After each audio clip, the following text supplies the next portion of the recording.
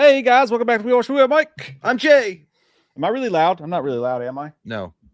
Just in general, like not in general, but now. If you guys didn't see the thumbnail, I that shit scared me a little bit, dude. I was like, did I get so fucking hammered one time that we did a video in front of someone's urns? Because there was urns in that background on the mantle. I'm like, I was like, Instagram no, I recognized me. And I was like, when the fuck did we do that? I was like, I must have been hammered. We like went to someone's house and they did a video in front of their deceased loved ones. Yeah, it's on. You guys may not know this because we stopped posting there for a while, but we're on Instagram and I post there. I gotta show you guys this in case you didn't see it. Here we go. Can you milk me? Yeah. There's two fucking urns behind there, dude. I'm like, oh my God. I was like, I was hammered that day. I was hammered. I don't remember shit. No, I just put your face over Robert De Niro's face and Meet the Parents. Yeah, well, here's the thing, though. I didn't even expect, like, it literally looks like an outfit that I would wear. So I didn't even look at the clothes. I was like, it literally looks like an outfit that I would wear. Like, it did, like, I didn't even, like, blink about that. I was like, I was just looking at the urns. Yeah, I just told ChatGPT, I was like, put Jay's face over Robert De Niro's face. And this is what it came up with. Dude, that could be a deep fake. Like that could work. I did, yeah, because I don't have a cardigan like that, but I definitely got a shirt like that, 100%. Yeah, the cardigan's just a little low cut for you. You know what I'm saying? Yeah, it's a little too much. I don't like the Mr. Rogers shit, but I would wear a sweater over my button-up shirts. No problem. No problems. Oh man, Mike White's in the chat.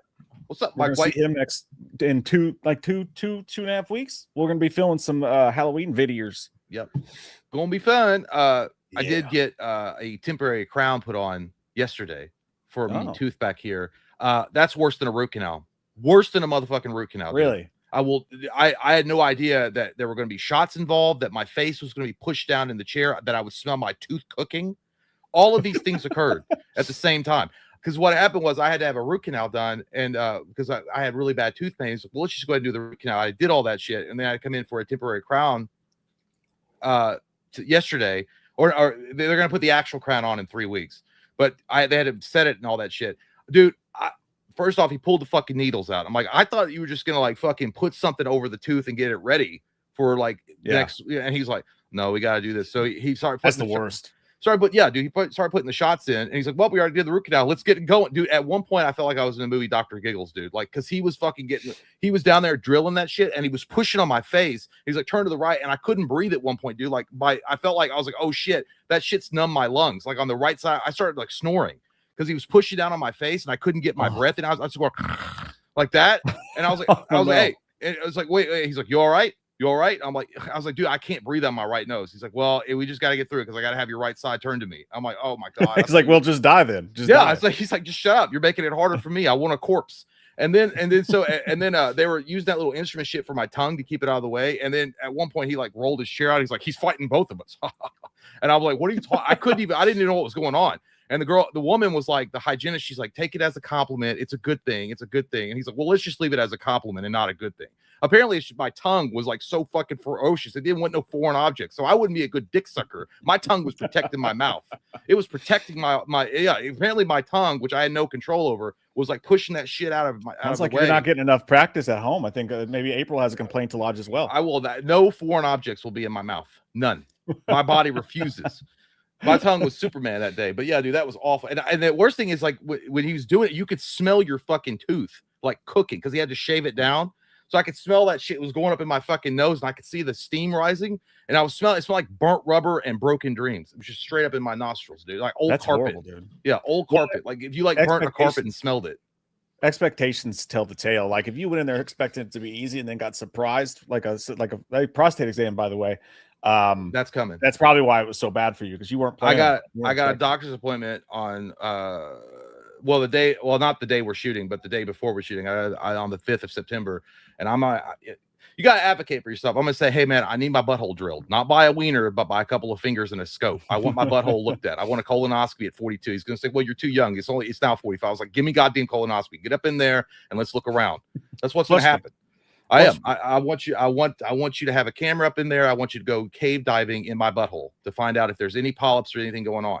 I do. I wish to God, like us, I don't know, 10 years ago, could just like see the future, and like us starting like so many streams with just like, well, this is what my butt's doing right now. Just old. These are real conversations that everybody's going to have one day. All right, there's no problems. We're all inside the circle of trust, just like in that apparently I'm Robert De Niro. We're all part of the circle of trust. I don't mind that, but that's what's going to happen. A lot of people say colonoscopies are looked at like in a worse way. They said a colonoscopy is fine. It's like easy. It's like you sleep, and it's one of the best sleeps you've ever had. And now they use carbon dioxide to inflate your anus. So it's not even like you got to sit in the hospital and fart all of it out. But so they just use carbon dioxide to inflate your butthole, and then you just go home with a popsicle after it's all over with. The worst part is the day before when you have to drink all that liquid shit and shit out everything that you've ever had since kindergarten. Like that's fun. I feel like I'm losing weight, you know? You would lose weight. Yeah, you'd be dehydrated. Yeah. But yeah, either way, it was an experience. And then I got to go back in 3 weeks for my crown, which should be nothing. But right now, it's like a silver thing on my. I never seen it. Dude. I felt like a pirate.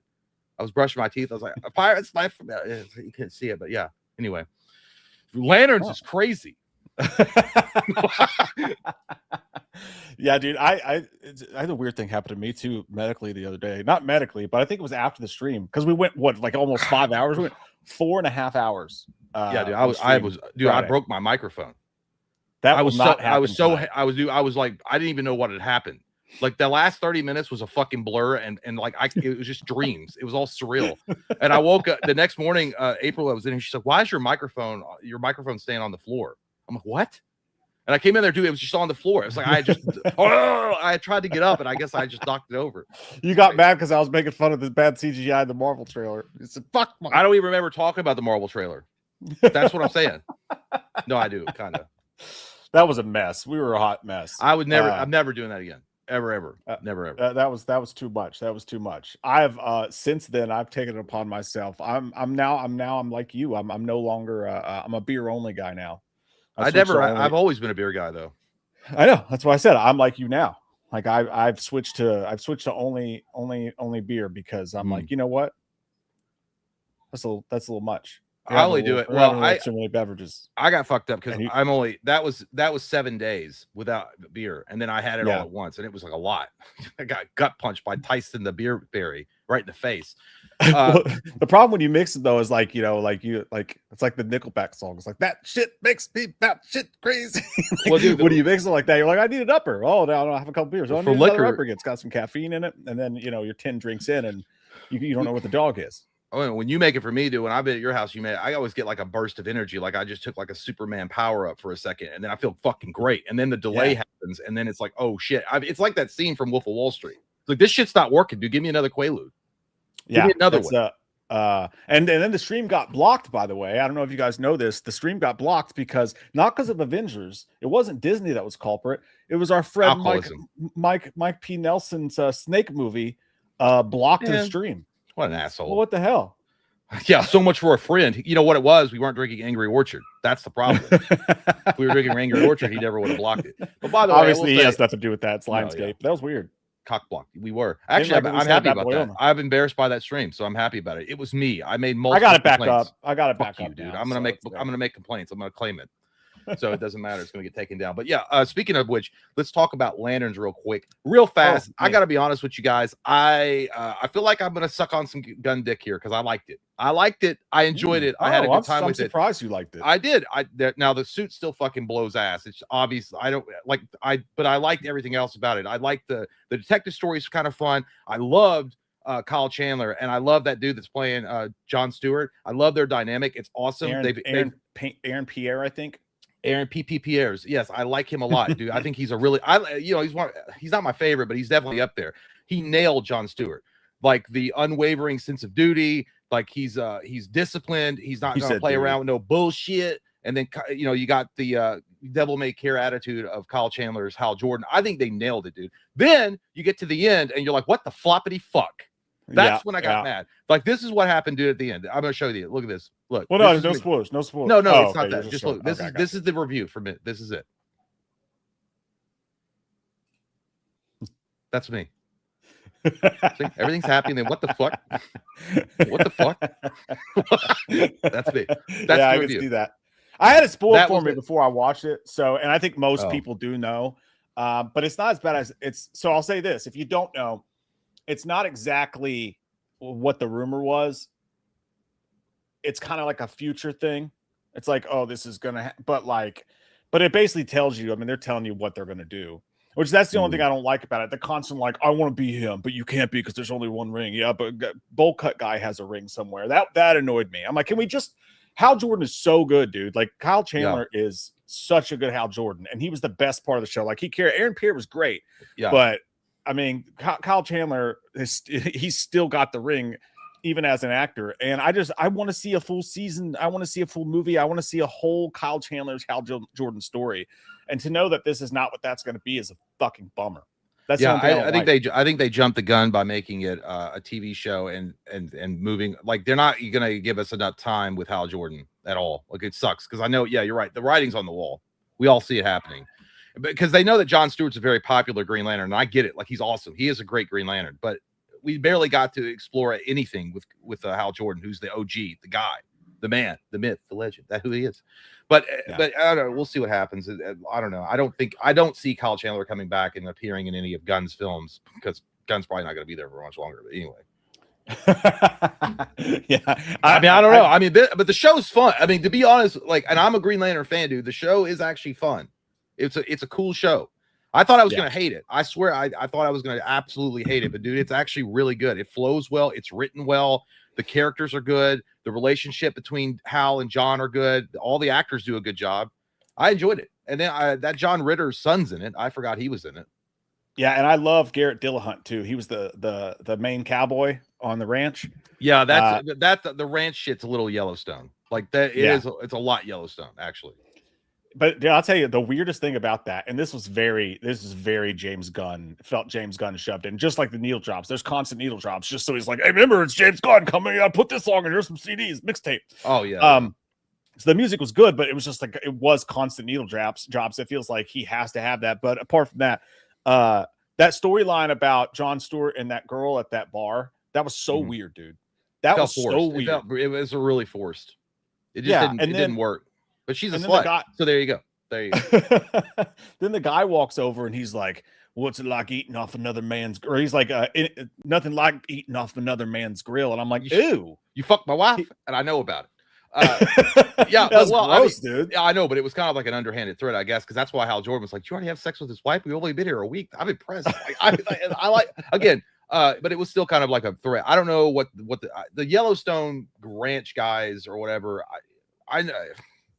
It's all right. I don't know, but it's still kind of that scene in the detective room though. When Hal Jordan was I can't spoil anything, but when Hal Jordan was having the interrogation was fucking awesome. Yeah, that was badass. I like that shit. Yeah, and he was great in it too. Yeah. The only thing is like if someone's got a bomb that's going to go off, if someone has a bomb that's meant to be like a measure of defense. I don't think with alien technology, the bomb would tick for like 15 seconds to let everyone in the room know to leave. Well, it's kind of dumb. It's an alien bomb. We don't know about how they do things.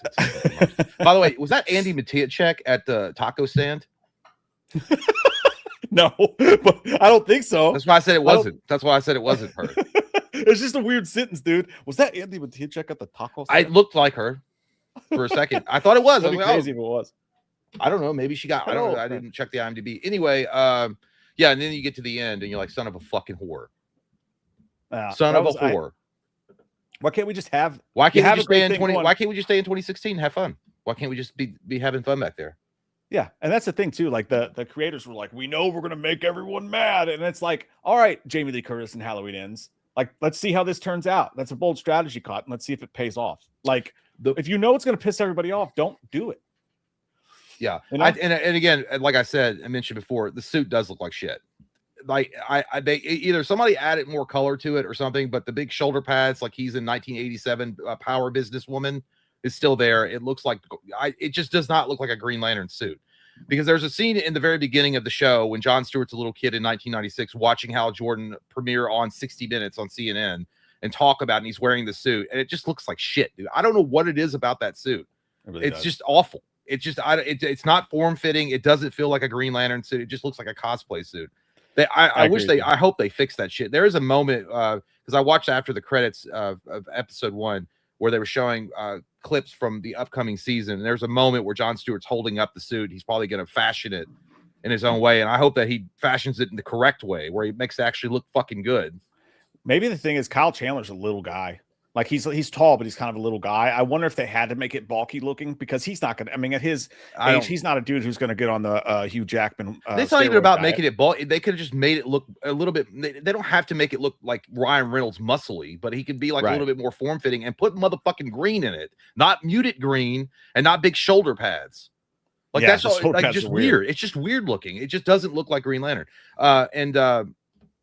Yeah, and the Guy Gardner is apparently going to appear, like at some Nathan Fillion is apparently going to appear at some point in the season, because you know the story with the whole thing with Jon Stewart and Hal Jordan and Guy Gardner. Originally, Guy Gardner was picked to be the next successor, and then he got hurt, and then Jon Stewart was picked to be the successor for Hal Jordan, and that's how it all kind of played out in the comic books. So maybe that's just how it'll go in the future. Like, yeah. But a lot of people think that they're moving this towards Hal Jordan becoming Parallax, which I hope the fuck they don't do that. Not yet. I mean, it's a great storyline in the comic books, but like that's way jumping the gun. There is something that people are saying about that ending, and they're saying that it's a misdirect.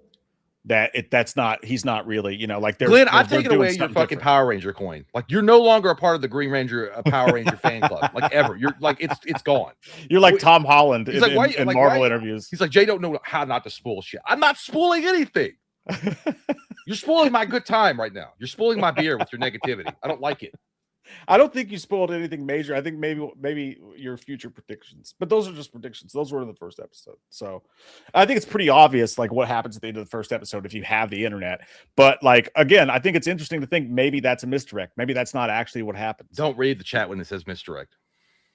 What? You were reading the chat. It said misdirect 3 times on there. I said it before. I just saw that. I said it before Stacy did. I said it like a whole minute ago. Anyway, but the point, did you like it? Crack liquor. Would you? I did. I liked it a lot. I love the crack. I'm gonna watch episode 2. I'm interested. I'm in. Oh, by the way, I got denied. I should give it a negative review just out of fucking anger because I had to email HBO Max a second time. Did you get the burners? Yeah, I got an out of office reply the first time, and I was like, well, there's 4 other people on this fucking list. So I emailed them back, and I was like, hey, just checking in on this. We already missed the first episode, but it'd be cool to get them for the rest of the season. And they're like, oh yeah, we only have a limited amount to give out. Sorry about that. But they're like, hey, if you don't have HBO Max, we can send you a link to the show when it comes out. I was like, I fucking have HBO Max. Well, thank you. I would have just sent her back. Heidi, Heidi ho! I once was a pirate. I needed to watch a show. I didn't want to pay HBO Max on the go. Then I got a pirate's life for me. A pirate's life, because I'm sure all that shit's uploaded early. Anyway, it doesn't matter. You got some screeners? No, I did not get screeners. They said we only have a limited amount to give out. All right, well, you know what? Every episode sucks after this one. There's like, here, you peasant, we'll send you a link to it if you can't afford HBO Max, you poor fucking shitty YouTube channel son of a bitch. They saw what we said about James Gunn. James Gunn put us on a blacklist. That's what happened. That's what happened. James Gunn would have to actually watch our shit to give a fuck. But either way, that fucking cuck. I have to say it's a good show. It's a good show. I mean, the first episode is good. Yeah. It's not Green Lantern yet, and I mean, based on some of the clips they were showing after the credits rolled in the first episode, it's possible that it would get better. And you're going to see more space cop shit, because they did show some previews where it looked like Jon Stewart and Kyle Chandler were like in outer space talking to the Guardians or something like that. So I don't know. We'll see. You did get now I do have concerns though. Like this episode was real, like down to earth. There wasn't a lot of space shit, like you said. Couple shots, little shots.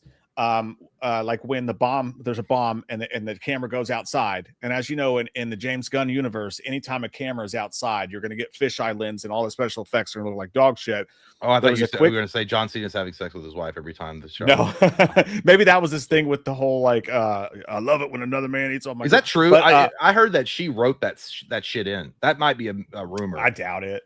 But you know, I don't know. You know, she wears the pants in that family. I don't want to get sued. I mean, it's based on observations. It's very cuckery going on there somewhat. Yeah, and maybe that's why he wrote that. He didn't write it, but he wanted that little scene in there. But and then like the bubble that happens, like some of the green stuff, I'm a little bit worried about how the space stuff's going to look. I fear that it's going to look like poopy, like some of the Superman shadow, Supergirl stuff. Shadow. If you don't have the budget for it, shoot it in shadow. Shoot it quietly. Shoot it quietly. Shoot it loud. I don't know. I don't think they're going to show. They're not going to show Oa. That would be way too big and too much of an expense for a TV show. You're not going to see Oa. You're going to probably see like a hallway of Oa or something. They did show. You do get to see at some point. He's going to pop up. Sinestro. He was. There's one scene. There's a clip in the upcoming episodes where he's screaming for Hal. So he's gonna be in it. I mean, well, I don't like. He's not as good as the dude that was playing him in Ryan Reynolds. Mark Strong. Yeah. Mark Strong. Yeah. I watched about half of Green Lantern last night. It's on the Patreon poll, by the way, for possible commentaries this month. The Green Lantern, Ryan Reynolds Green Lantern. I watched about half of it last night. It still holds up. Not nearly as bad as people say it is. I don't love it, but it's not bad. It's not bad. Yeah, there's some really, really bad stuff in it, but it's still entertaining. You know what? I think it's a fun comic book movie, and I think if James Gunn directed that movie today, people would be glazing the shit out of it. It's like, oh, he just knows how to add color and fun into you know what I mean? Like that's what people would be saying if Ryan Reynolds' Green Lantern was released today and directed by James Gunn. But I'll give the first episode a 7.5. I enjoyed it, but I knew I would like that stuff. That buddy cop shit. I knew I would like that. It's very True Detective. But I'm glad to hear that you ended up. I gave it an 8.0. I liked it a little bit better than you. Because the reason why is I think they nailed the characters. I think despite it not being for me what I wanted in a Green Lantern show at all, it's not 100%. If you're going in expecting the space cop shit that it should be, it's not going to be there. Not yet anyway. It may not even be this season. But as far as characterizations, as far as the actors nailing the characters, they did it. Jon Stewart's Jon Stewart. That guy fucking knocked it out of the park. Like he came right off the comic book pages. Kyle Chandler did an excellent job of playing Hal Jordan. And their dynamic alone is worth the watch, in my opinion. It's worth the watch because it's funny. It's got its ups and downs. It's got I don't know. It's good. And the story is like the pacing of it is really, really good. Like you don't get bored. Like I never got bored. Like at first I thought like when weirdly the dad was like shooting an apple off his son's head. I was like, that was dumb. Weird. I was like, what is this? I was like, that's like that was abuse, really brother. stupid. Like that's abuse. That's abuse. You're in the army. You should know better. Like that's weird. And then I thought it was going to be kind of cornballish, and then it got better. So yeah. And then that one scene where he's like, "Well, you see, my dad used to shoot apples off my head." I was like, "This is." Well, they were trying to do comedy, right? Well, they were trying to do comedy with there. Yeah, there's some real bad lines, and that apple shooting thing was dumb. And I feel like you're gonna like just anything James Gunn touches. There's gonna be a couple moments like, where the fuck did that come? To be honest with you, this actually felt more serious than what Gunn's used to. Like it actually 100%. Felt more grounded, and I was like, "That's actually good." Like I was surprised. Oh, let me clarify for the people in the chat who get really upset when I talk about superhero movie CGI. I'm not actually talking about the CGI. I'm talking about the lens that he uses and the cinematography that they use in any outdoor shot in a James Gunn movie. Like it's fugly, like the smoke looked fake, like just but it's one of those Mike things. Expects real superheroes flying around without harnesses and no CGI backing. That's what I said. Obvious. Just go and get a real superhero, you lazy bitch. I just is it too much to ask to just like not feel like you remember those when you were a kid, the playgrounds, and they had that giant bubble and you crawl up in the thing and you look through the bubble and everything is like distorted because you're looking through the bubble. The foggy. Like that's all I'm saying. Yeah, I don't want it to look like like I'm looking through a playground bubble every time there's an action scene outdoors. The CGI, the CGI in Lantern wasn't that. Like the bubble that he used to get it was fine. Yeah, and I'm trying not to spoil it, Mike. Not Mike, Glenn. Calm the fuck down with your Power Ranger shit. You got me one guy, motherfucker. Anyway, the bubble that appears didn't look that bad. For a TV show, it didn't look that bad. You know what? I was just happy to see some motherfucking green in a sea of brown. I was like, thank God, there's some motherfucking green. Thank you. How'd you feel about the flying away scene? I didn't like, there's no green streaks. I want some green streaks in my panties. Where's it at? I'm not saying that he needs it, but at least give me some green sparkles when he's flying. I thought it looked awkward. And of course, when I got online, everybody's like, that's the best flying scene I've ever seen. I don't mind it. It was kind of awkward looking. I'm being a petty bitch, but I want some green sparkles. Like, just give me some green, like when you're taking off, like have some kind of like aura around you that looks greenish. So it's like, oh, look, he's using that. The ring is powering his flight. Oh, that's true. That's a good point. And also, by the way, Jon Stewart could have died in that scene very easily. Which Like scene? I think he tried to murder him. Yeah, and I had to. It's been a minute. I had to look up the lore specifically about the ring because I was like, what prevents the bad guy from just taking the ring off Hal's finger and just using it? It's coated directly to his blood, and without his permission, no one can use the ring. It just deactivates. So he has to give permission. So the reason why Jon Stewart can use it is because he's allowing it. It's not just because he can use it. Whoever can use it. Okay, well, and at that the timeline's confusing people a lot too because it's like only one can wear the ring. It's like, but there's fucking Guy Gardner. But this is 2016. But there's a reason that might get explained later on about what happened because he also broke his oath. Remember, they talk about and he gets pissed when the guy starts reciting the Green Lantern in Blackest Night and Brightest Day, and he's like, "Shut your mouth, shut your mouth," and he gets mad because he broke an oath. Yeah. So that'll probably be explained later on. But either way, I wonder if Kyle Rayner is going to pop up. That's a lot of people love Kyle Rayner. He's the fourth Green Lantern. He's actually pretty good. He's pretty badass too. I probably get that when Zack Snyder takes the reins back over again. Hearing about Ben Affleck will help him out. It'll be good time. He's never had any love by anybody. But yeah, it was good. We'll review the next episode next week. Oh, Mr. Lonely Boy Club says I don't want Kyle. Some people don't like him. But I thought he was pretty cool. Is he more of a Boy Scout type? He's more he's more of a so actually, depending on who you ask, he's the strongest Green Lantern because he wielded at one point the White and Black Lantern. Like he's a badass, like and he's also an artist.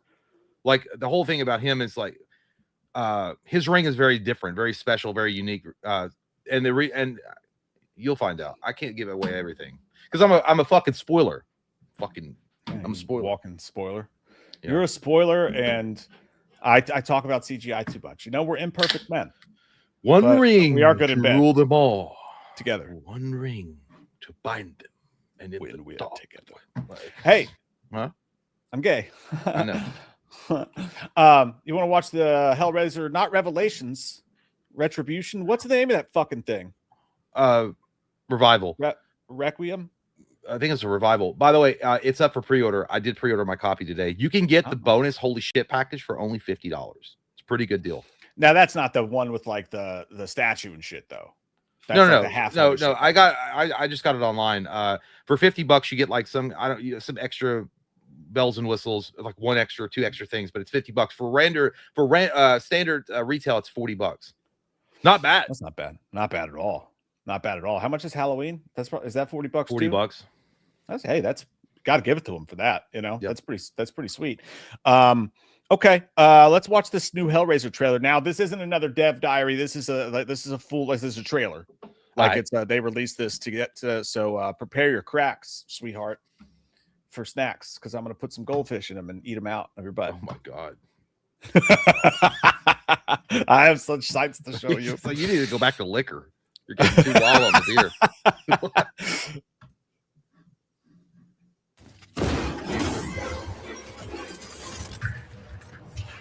Listen, hear the cries of the damned. Their screams are a rhapsody. A testament to our generosity.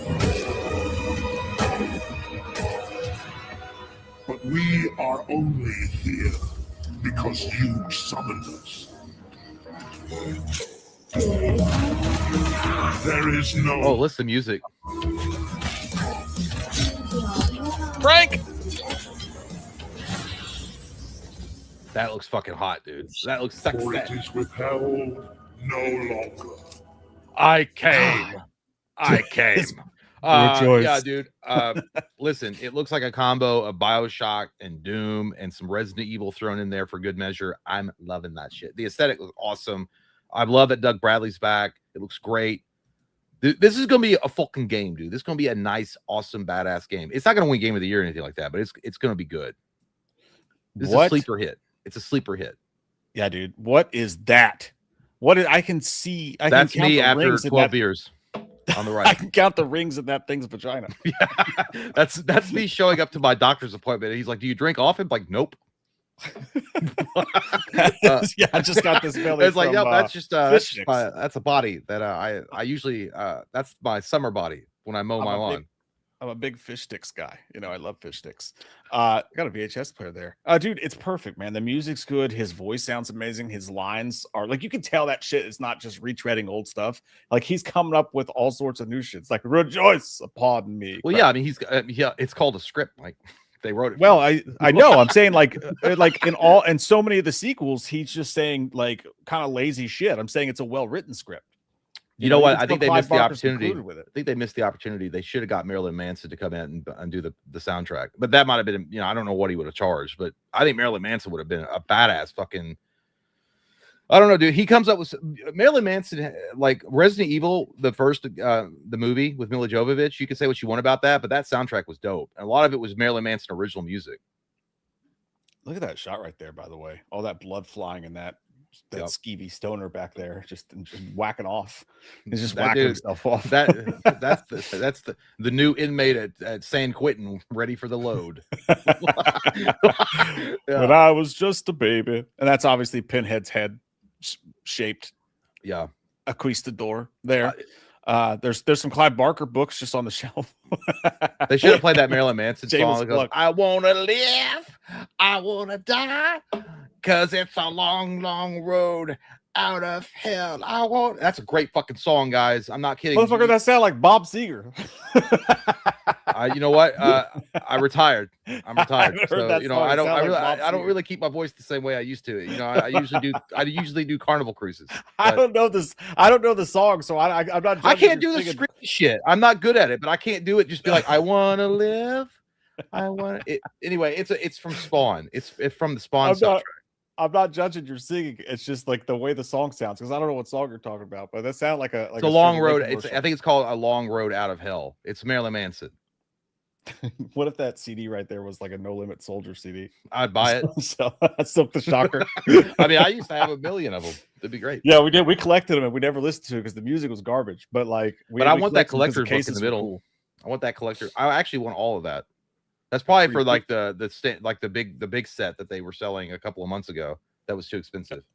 Yeah, I just saw a news story today. He's releasing more books, like fresh, brand new books, and like apparently his health's gotten a lot better. And he's back into being creative again. So you might get some cool Clive Barker shit coming soon. Up the pipe and down the hatch. There's one more piece of video game news. I wanna live. That just sounds like I'm like a rock. Who's that? Wheatus. It sounds like Wheatus singing it. I'm just a teenage dirtbag baby. By the way, you know those dudes sound exactly the same. They did like some kind of weird, like where they played a concert in the library. That guy still hits all the notes to this day. Yeah, the tiny desk concert. Is it Wheatus? It's not Wheatus. I don't know who's singing that song. Actually, no, that's Wheatus. Yeah. Okay, yeah, Wheatus. Listen to Iron Maiden, maybe. Got 2 tickets to Iron Maiden, maybe. I was like, that's such a manly voice. Just a quick shot here of Michael Myers. There's going to be maskless Michael Myers in the game. It's a look at him escaping the sanitarium. Don't like that.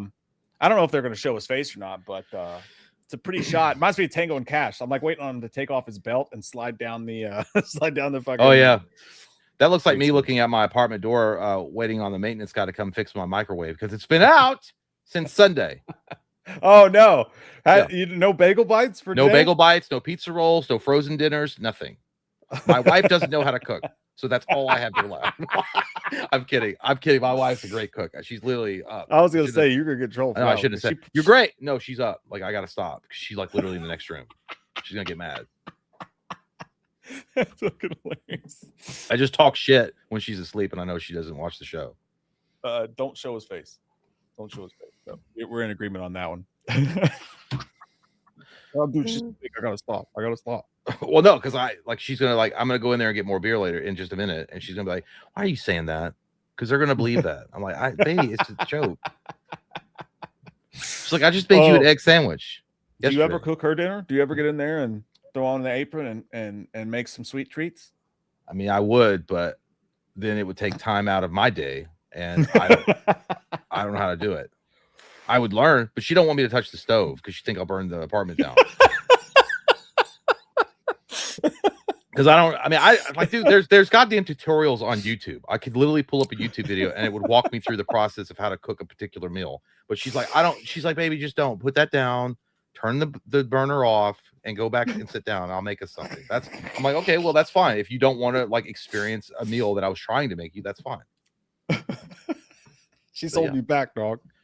I think so. I think I do. She's afraid you'll be a better cook than she is. Like, listen, I'm adventurous with my cook. I would be adventurous with my cooking. I would throw shit in there that nobody would even think of. And they're like, this is fucking awesome. You should open a restaurant. And that's what I'm saying. That could have been a path in my life.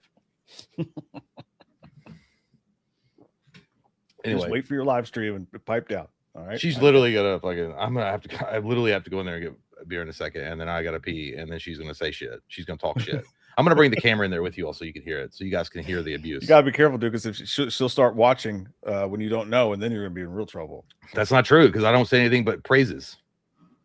I mean, obviously, but just in case you had a bad day, or maybe it's opposite. Because you had a bad day. All right. Anyway, so what's next on the agenda? That's bad music. Oh, I thought you were grabbing a drink, so I was turning this off. Big news. Pardon. Like honestly, I could pull this out for it because it's that important of a topic to discuss. So I will.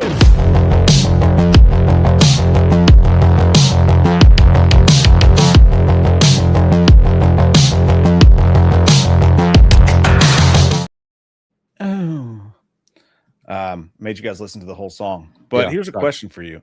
Which one of these fast food restaurants would you get rid of? Chipotle. KFC, Chipotle, Taco Bell, or Chick-fil-A? I said Chipotle. That was immediate.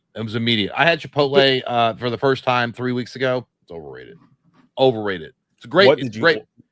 I got a burrito. I got a big fucking fat ass burrito called the Home Wrecker. I got a Home Wrecker. And it was overrated. Just overrated. I'm in hardcore disagreement with you. KFC's gone. You are a dumbass. Whoever eats a KFC, I never eat KFC. Dude, KFC nasty, chicken sandwiches rival Popeyes. They rival Chick-fil-A. The KFC chicken sandwich is elite levels. Okay, well I'll give you the chicken sandwich. The chicken's fucking nasty though. Like the chicken's gross. I like when did it become acceptable in 2026 to allow communists to be in our country? You motherfucking spy. You're talking about an American institution called KFC. A motherfucking KFC chicken is not discussed. It's great. They have great mashed potatoes. They have great green beans. Their gravy's good. Their gravy's awesome. Their biscuits are amazing. So I don't know where you're coming from. And listen, dude, their biscuits. I've never had a biscuit that I couldn't break a fucking windshield with if I threw it at. No, that's bullshit, dude. Their biscuits are buttery soft.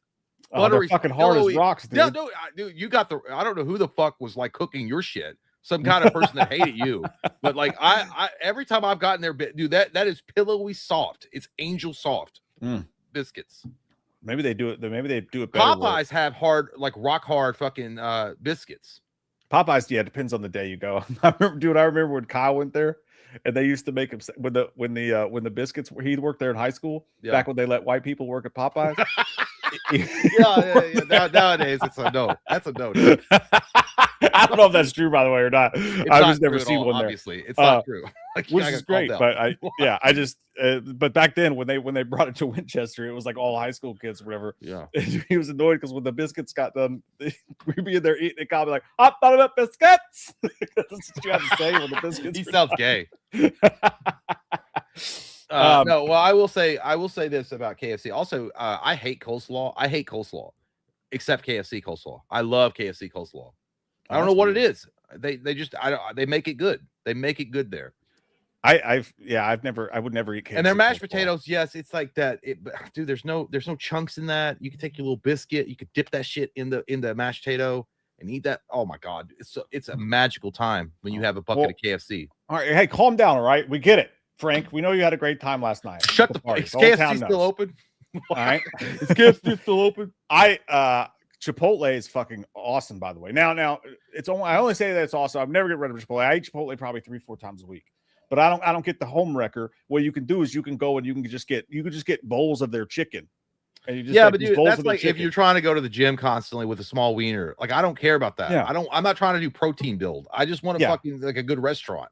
Taking care of yourself means that you're gay and you have a small wiener. It does, especially if that's all you obsess about. It means you're super gay. It means you're a no. I'm just saying. Homo. their chicken's awesome because you could just throw some rice in with that bitch, and it's tasty. It's good. But their bowls are good too. Their bowls are delicious. I haven't had. Let me ask you a question. Has Chipotle ever been adventurous enough to give us the double decker? No. Will they ever be bold enough to do it? No. Will KFC? Dude, I'm probably, yes. Yeah, I probably still am growing cancer from the time. See, that was one of the most. Actually, you know what had that was labeled the most unhealthiest meal was that shit from was it Captain D's when they gave us the big cod that had like a sodium servings for like 3 weeks in one meal. That's it was. Does anybody eat Captain D's though? Like, does anyone actually eat that shit? It's a mystery that they like. Long John Silver's is still around. Yeah, I don't get it. I don't see who the fuck. I mean, there. Fucking Wiccan magic from Hollywood keeps them afloat. We can both at least agree that Taco Bell and Chick-fil-A cannot be touched. They're untouchable. They must not be. Even though I will say, I think, in my opinion, and I'm a Christian, Chick-fil-A is overrated. I believe in the Lord, but I'm just saying I think Chick-fil-A is a little overrated. I do. Their spicy cheese is delightful. Because remember when that was going down, that chicken sandwich versus chicken sandwich, everyone was going out of their fucking minds for Chick-fil-A versus Popeyes. I was like, Popeyes. I was like, you guys are missing out. Because first off, Wendy's spicy chicken sandwich was elite level as well, and nobody was talking about that. And KFC's chicken sandwich was also. Wendy's is the one that got dicked in that conversation. Nobody brought up how great the Wendy's chicken spicy chicken was a staple for so many years, and then they changed it. It fucking sucks now. Yeah. That's what we get for not including them. You know, I mean, Chipotle is good, but I don't like that you got to go into a fucking restaurant. You got to tell them to cook your shit. Like you got to like pick it out. Like you got to stand there. Like I was just like, can I just order it off the menu? And then, you know, just have PTSD from the first time you tried to order Subway. Well, yeah, because that was a bad experience in my life, and I'll never get over it. This is why April doesn't let you touch the stove. Well, she doesn't let me touch the stove because she doesn't want me to outshine her in the kitchen. That's really what it is. I don't think you could ever get rid of Taco Bell though. Like I just nobody like no necessity. Nobody's ever like. Well, I mean, maybe people that hate like good food and Mexicans will get rid of it, but I'll never do it. But I love Taco Bell. That's the thing. Everybody's like, it's not real Mexican food, and Taco Bell. I know like, that's our secret. That's our secret. I know it's not. It's a whole different fucking food group. Like Taco Bell is its own food group. It's not Tex-Mex. It's not Mexican. It's shitty in a whole new stratosphere, but it's delicious. People are like, you don't even know what real Mexican food is. Like, yeah, fucking obviously I'm American, but Taco Bell is a staple. It's an honor. It should be like you should feel honored that you know a goddamn fast food restaurant like Taco Bell is honoring your heritage by making fucking basically Tex-Mex. It's basically Tex-Mex. Yeah, it's not. You can't really even call it that. It's just listen. It's cheese, tortillas, and ground beef, and different. It's good in different arrays. That's all. It's good. It's cheap. It's easy on the hangover. We all love it. We all know it, and that's the way it is. If I had to rank all of these, Taco Bell would be number one with a bullet. Number one with a bullet. Especially if you're going to rank it like, what would you go after at 11 o'clock the next day when you're hungover? What's if you had to pick of any of these four restaurants that's free, any meal, Taco Bell. Yeah, is where you're going. You get and it's a good value. It's still a good value if you know what you're doing.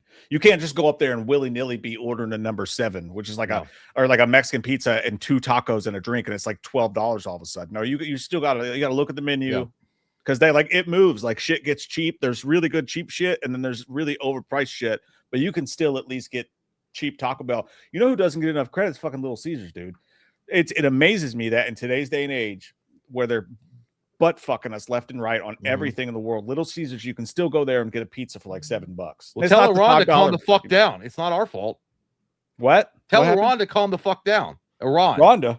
Ron. Tell him to calm down. No, I'm kidding. Oh, Ron. Ron. It's obviously nothing. I was trying to rage bait because they're like, look at Jay fucking sucking Trump stick.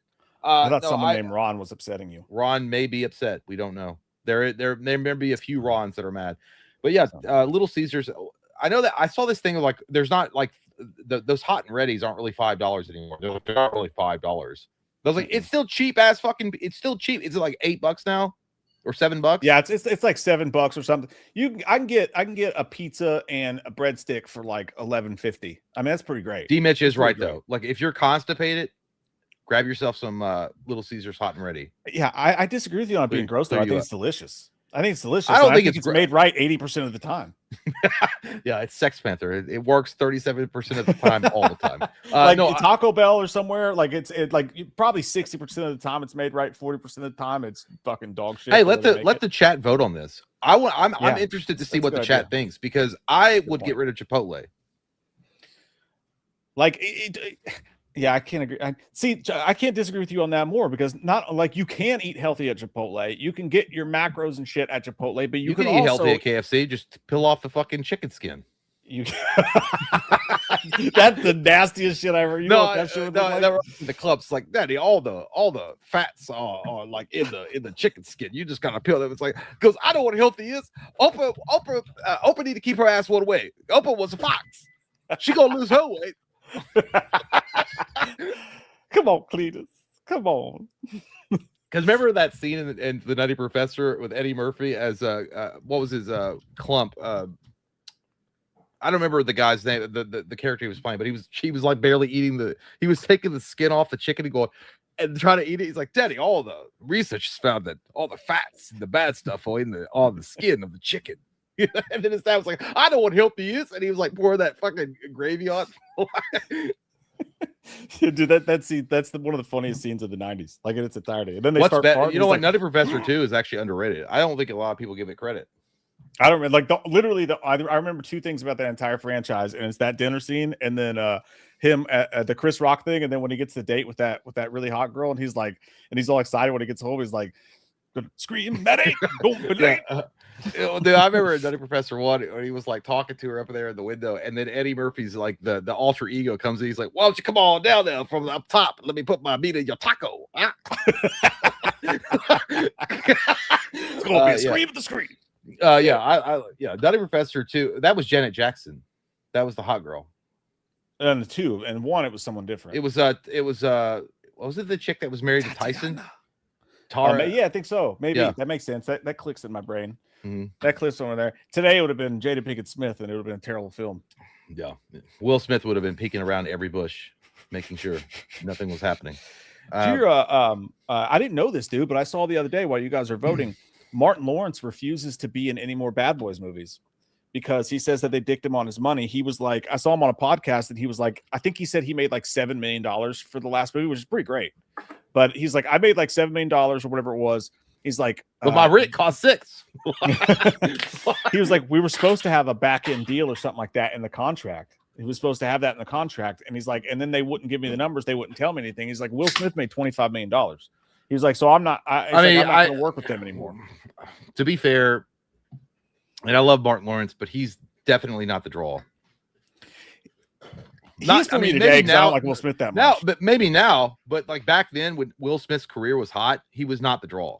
Will Smith was the draw. So he getting a little bit bigger of a paycheck makes sense. 3 times as much is a bit much for me. Yeah, but okay, but it's the same thing though. It's not the same thing, but it's kind of the same thing. If they did a Lethal Weapon, Danny Glover and Mel Gibson's going to get more. He's the bigger draw. He just is. Because his name. Because his name. Is there anything else at play that you want to bring up? Go fucking protest on the curb, dumbass. But in all honesty, like to tell the truth though, you cannot make a Bad Boys movie with just Will Smith either. No, it would be dumb as hell. I wouldn't watch that shit. I think if Will Smith were cool, he would probably be like a Tom Brady or something. Take a pay cut to get him on board. Yeah, if they were real brothers, she would give him some of his paycheck. I mean, I would. If it's like this movie would be more successful with Martin Lawrence, I'll take a pay cut. If someone offered me $25 million, give him like 10 or 15 or something. I don't know. Yeah, at least do something. Tom Brady that bitch up. All right, so it looks to me like I can see the scores now. Everyone's agreement with you. They're going to get rid of 49% are going to get rid of Chipotle. That's okay. A lot of people because they know you're not going to get rid of KFC, and you're not going to. Taco Bell was at 4%. Nobody's voting. Getting rid of Taco Bell. Weirdos were voting for Taco Bell. You guys that voted for Taco Bell, what's wrong? God damn. KFC, dude, KFC outdid Chick-fil-A. That's crazy. We got a bunch of you know what you guys KFC is good, motherfucker. This crowd is full of cretins. All right. This is full of unsophisticated, undistinguished people. And I don't want to be associated with you anymore. Okay. Hey, go suck Red China's dick, motherfucker. You're in America. Red China? Love KFC. Red China? Yeah, communist. I live in Kentucky. Everyone's like, "Oh, you live in Kentucky. How's KFC?" I'm like, "Bitch, you have KFC too. It has nothing to do with Kentucky." That is true. If you go anywhere and you mention Kentucky, they'll say horses and KFC, which there's more here. Yeah, there's not much more here. But Immortal said, "I'm poor, Mike." That has nothing to do with it, man. I go. Oh yeah, Chipotle is expensive. Depending on what you get, my order is $8.90 because I just get 2 bowls of chicken and then I take it home and put it in $1. Make your own motherfucking chicken with some cheap ass shit from Kroger. It's never as good. It's never as good. Make it good. Make it enough. I feel like fucking Smokey's mom when she gives him $1 for cigarettes. He's like, "This ain't enough." She's like, "Make it enough. Make it enough." I guess I'm biased in that because Mike's an elitist. Mike's an elitist bitch. No. By the way, they do fuck you on those bowls. If Mike was a career, if he was a celebrity, he'd be like in a gated community in Hollywood and be like, "I don't know why people are complaining about money. I'm living a great life. Gas isn't even that bad." Mike's flaunting his wealth. I just told you my order's $9, bro. He'd be like, "Defund the police. Defund." That's what Mike would do if he were a Hollywood celebrity. Anyway, I don't even know what the fuck you're talking about. Yeah, elitist. Oh, I don't like, dude. Dave's KFC Hot Chicken is fucking fire. All right, let me ask you a question. Between KFC, Dave's Hot Chicken is good. KFC versus Popeyes, what's better? What's more elite? Popeyes. No, it's not. Better. It's not true. Yeah, dude. That's absolutely untrue. Their chicken's better. Nope, that's not true. No, dude. There's no KFC's nasty, dude. It's fucking nasty. Where do you get this, dude? You've had the worst orders of all time. I guess goddamn fucking Ray Charles was making your chicken and biscuits and forgot that they were making them or something. No, it's fucking gross. I've dude. never. It's like greasy in a bad way. I've had worse. Dude, Popeyes. I've had way worse experiences. I've had rock hard fucking biscuits from Popeyes. I've had shit ass chicken. No, dude. Jordan said, "Can you imagine Mike at the Oscars getting political during his speech?" I would just pull Javier Bardem. I'd be like, "No more war." And then pose so everyone can look. It'd be really easy. Really easy to get some claps. Yeah. At the end of the day, Taco Bell is champion, though. I think Taco Bell beats. I mean, if you had McDonald's on that list, a lot of people, because there are a lot of McDonald's locations that are 24 hours. Now, if you're drunk as fuck, Bojangles, I don't like Bojangles. I don't like Bojangles, but Bojangles has great breakfast biscuits. So I give them, they have a great breakfast. But I will say, Lee's famous recipe chicken, Lee's chicken. I don't know. I mean, they got some, they went out of, they closed a bunch of stores, but they were good. Here's the thing, though. If you're drunk as fuck, it's 4 a.m., 3 a.m., whatever, you're done drinking, you're probably going to go to Taco Bell. But if there's a McDonald's location that's 24 hours, Big Mac sandwich is called your name, too. Like, I don't know. Is elite hangover food. It is. Elite hangover food. So you get the Big Mac with extra Big Mac sauce, or you get the quarter pounder with cheese. You get full fat and get the quarter pounder with cheese. I get the nugs. I get an extra large nugs, extra large fries, and I get 2 cups of Big Mac sauce to dip that shit in. It's good. It makes my hangover like better, but then it makes it way worse because like the whole my heart's like palpitating. Your titties jiggle for 3 weeks. Yeah, it's 100% bad. But yeah. But I mean, Diet Coke though, a McDonald's Diet Coke in the morning. Yeah. Buddy. The Diet Coke from McDonald's is great. If they had that list on there, like what to get rid of Taco Bell, McDonald's, KFC, or Chick-fil-A, I think that would have been a harder list. There's better lists to be made. Someone said, "Why don't you guys do a Friday night fight?" We did a tier list of best fast food. Well, maybe I didn't know anybody gave a fuck about fast food. Talking shits. We got 400. We got over 400 fucking people in here, though. Apparently, I know it's going up. Like it. Apparently, we need to talk about more fast food. Speaking of which, by the way, I'm very excited about this. I think this is one of those things that no one really is going to give a fuck about. But to me, this is probably the biggest news of the fucking year. Buffalo Wild Wings is bringing back buffalo chips. Now, those aren't fucking buffalo chips, so I'm pretty disappointed in this. If you guys remember back in the day at Buffalo Wild Wings, you got it every time you got wings. You got a tray of buffalo chips, but that's not them. That looks like shitty bagels and dip. They're sliced up potatoes, like fried sliced up potatoes covered in shredded cheese. And then you dip them bitches in ranch or blue cheese. And they just stopped making them one day. It's been gone for years, but now it's back. And I'm very, very excited. I'm not going to lie, dude. They could do better with like promoting this food. This looks like a prison photo. It's like a terrible photo. This looks like an inmate showing what they have for lunch. And then taking a picture for it. Not so much on the right, but on the left. That looks like somebody with a camera in jail showing like this is what they serve us, y'all. Don't come to jail. Like it looks like shit. No, 100%. They look like bagel crisps and beer cheese dip. And you know that beer cheese. I don't know what the fuck beef on Weck sliders are. That sounds actually I would try that. Hot barbecue is apparently amazing. I've never tried it. But yeah, dude, I'm excited. I'm gonna be at B-Dubs very soon. Yeah, I think B-Dubs is okay. I just do you Delicious like order beer. do you order DoorDash for them, or do you just like I just don't think their food that is that good. I don't know. It's all right. It's just if you're drunk and you're there, you can eat it. It's got a certain taste to it. It's got a certain taste to it that I love and I crave. And I think back in the day, March Madness did that to me, but really what did that to me was COVID, because you had to go get everything. You had to go carry out everything. So we ate so much B-Dubs that like I got a taste for it. And not only that, dude, but their beer tastes better than anyone else's beer. Like they have a certain CO2 system. That B-Dubs beer is just the best. It's like Applebee's used to be when they had the Brutus.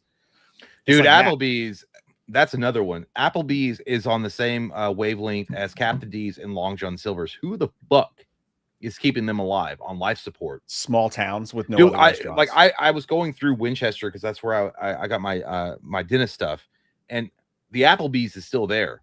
Like the little small town of Winchester, where we're both from, is blowing up. It's there's a lot of businesses that are coming in there. It's booming, and this old fucking Applebee's is still there. There was no cars in the parking lot, none. I can't believe that Applebee's is still there. It's still there, and there's nobody there. Like it was like in the middle of the day. It was like 2 o'clock or 3 o'clock or something like that. There should have been something. It was quiet. It's like they were doing rituals in there. My dad was a general manager for them, and for like 5 years of my life in like high school, like our fridge, like I think he was stealing this shit. Like I don't want to out him or anything, but I think he was stealing this shit. But our house was full of, remember the multicolored chips that you would get with like nachos and shit? He would come home with trash bags, not trash, they were like clear, but gigantic bags of those chips and entire trays of, the cheesecake you can order there for like the Blondie cheesecake. Yeah, it was probably like leftover shit that they didn't sell. Yeah, the little squares. He didn't steal it. Always had they those. were just giving it to him. It was like that. I don't know if he's allowed to do that. Well, no. It was like I don't trust him. Don't tell mom the babysitter's dead. When that guy shows up at the fucking weird truck with the chili dogs, dude, he had all so good. And he had all the food because this is the shit they didn't sell. That's probably what happened. I would fucking marry that guy. I was like, you're gonna keep working there. Yeah, dude. That I always wanted to try that food. He was always driving that big ass like ice cream. We had Sonic last week, and April got the foot long. It was the first one she's ever had. Foot long. Yeah, I bet. I mean, I can't give. I can't compare what I can't compete. I mean, you walked into that one. I did do it. It's funny when she got it, and I was like, I was like, you gonna take that fucking foot long sandwich? She's like, yeah. I was like, John Holmes had a foot long dick. He had a 12-inch dick, and she was like, imagine this inside of you. No, I was like, no, that's what I said. I was like, imagine you were a porn star, a poor porn star. She's trying to eat her fucking. I know she was trying to like, and she's like, yeah. I'm like, imagine you're a porn star and you're trying to fucking eat, or you're trying to like, just do your job in this huge monstrous wiener. This long. And it's definitely thicker than it's definitely. And thicker she's like, than babe, I just want to eat this. I was like, no, but I was like, it was so big he could only get the base hard. And she's like, anyway, but apparently she hated it. But that foot long, I had the rest of it. It was fucking awesome, dude. It did taste a little weird. It did taste a little weird, but Sonic's actually good. Sonic's got some good food. They got smash burgers. It depends on how it's made for sure. You can get great Sonic, and you can get really the hot dog was a little Sonic. brown on the. I don't know if it was like she thought it was like cheap meat or something. I don't know. It like after you it kind of tastes like Neosporin. I have Fazoli's one time. I got like the sampler, and it tasted like cleaning product. Like I swear to God, I don't know what that was. She didn't want any more, but I was like, I was hungry, so I was like, I'll eat the rest. And I ate it, dude. I was like, there is definitely an aftertaste. It tastes like Neosporin, but I'm a man. I was like, I'm just gonna eat it. Did you put your finger in her chili dog? Like, are you gonna eat that? I did kind of. No, she was like, I don't like it. I was like, well, I'll eat it if you don't want it. They got good tots. They have fun drinks, and they have you can get nasty shit there too, like just covered in chili and Fritos and shit like that. Well, I've had to watch like the spicy stuff, but I had their big kahuna blowout, holy shit, hot sandwich where they glaze it with like a jalapeno thing on their smash burger. It's not actually hot. It wasn't that bad. The flamethrower sandwich from Dairy Queen is way hotter, which I originally was going to get, and I love the flamethrower, but I have to watch my spicy intake because of hemorrhoids. Yeah. Yeah, flamethrower's dope. Yeah. I mean, it's like, guys, I've talked about that shit before. It's fine. All right. I get the flamethrower sauce on the side and I dip fries in it. It's legendary. You can, and a lot of people didn't know about that. You didn't know about that until I told you about that. That's and then I didn't insider ball knowledge. Yeah, and I was like, you can ask for flamethrower sauce extra on the side, and they will give you flamethrower sauce for dipping. Fucking at delicious, Dairy Queen, man. Delicious. Dairy Queen's Dairy Queen's very gross, but sometimes they hit it out of the park. All right. What's your McDonald's breakfast order? What's your go-to McDonald's breakfast? 2 breakfast burritos, and that's it. Yeah, I like them. Their breakfast burritos are kind of dog shit, but it's not a true, like it's kind of weak sauce compared. I've had breakfast burritos from like Hardee's, which is huge, a massive breakfast. And then and Dairy Queen stuffed a whole fucking pig in my breakfast burrito, like a whole, like it was a massive sausage. They put a full fucking size hash brown in that bitch. Yeah, a big like in the wrapping. It's so bad for you. I was like, thank you for this big sausage in my mouth. It really is true.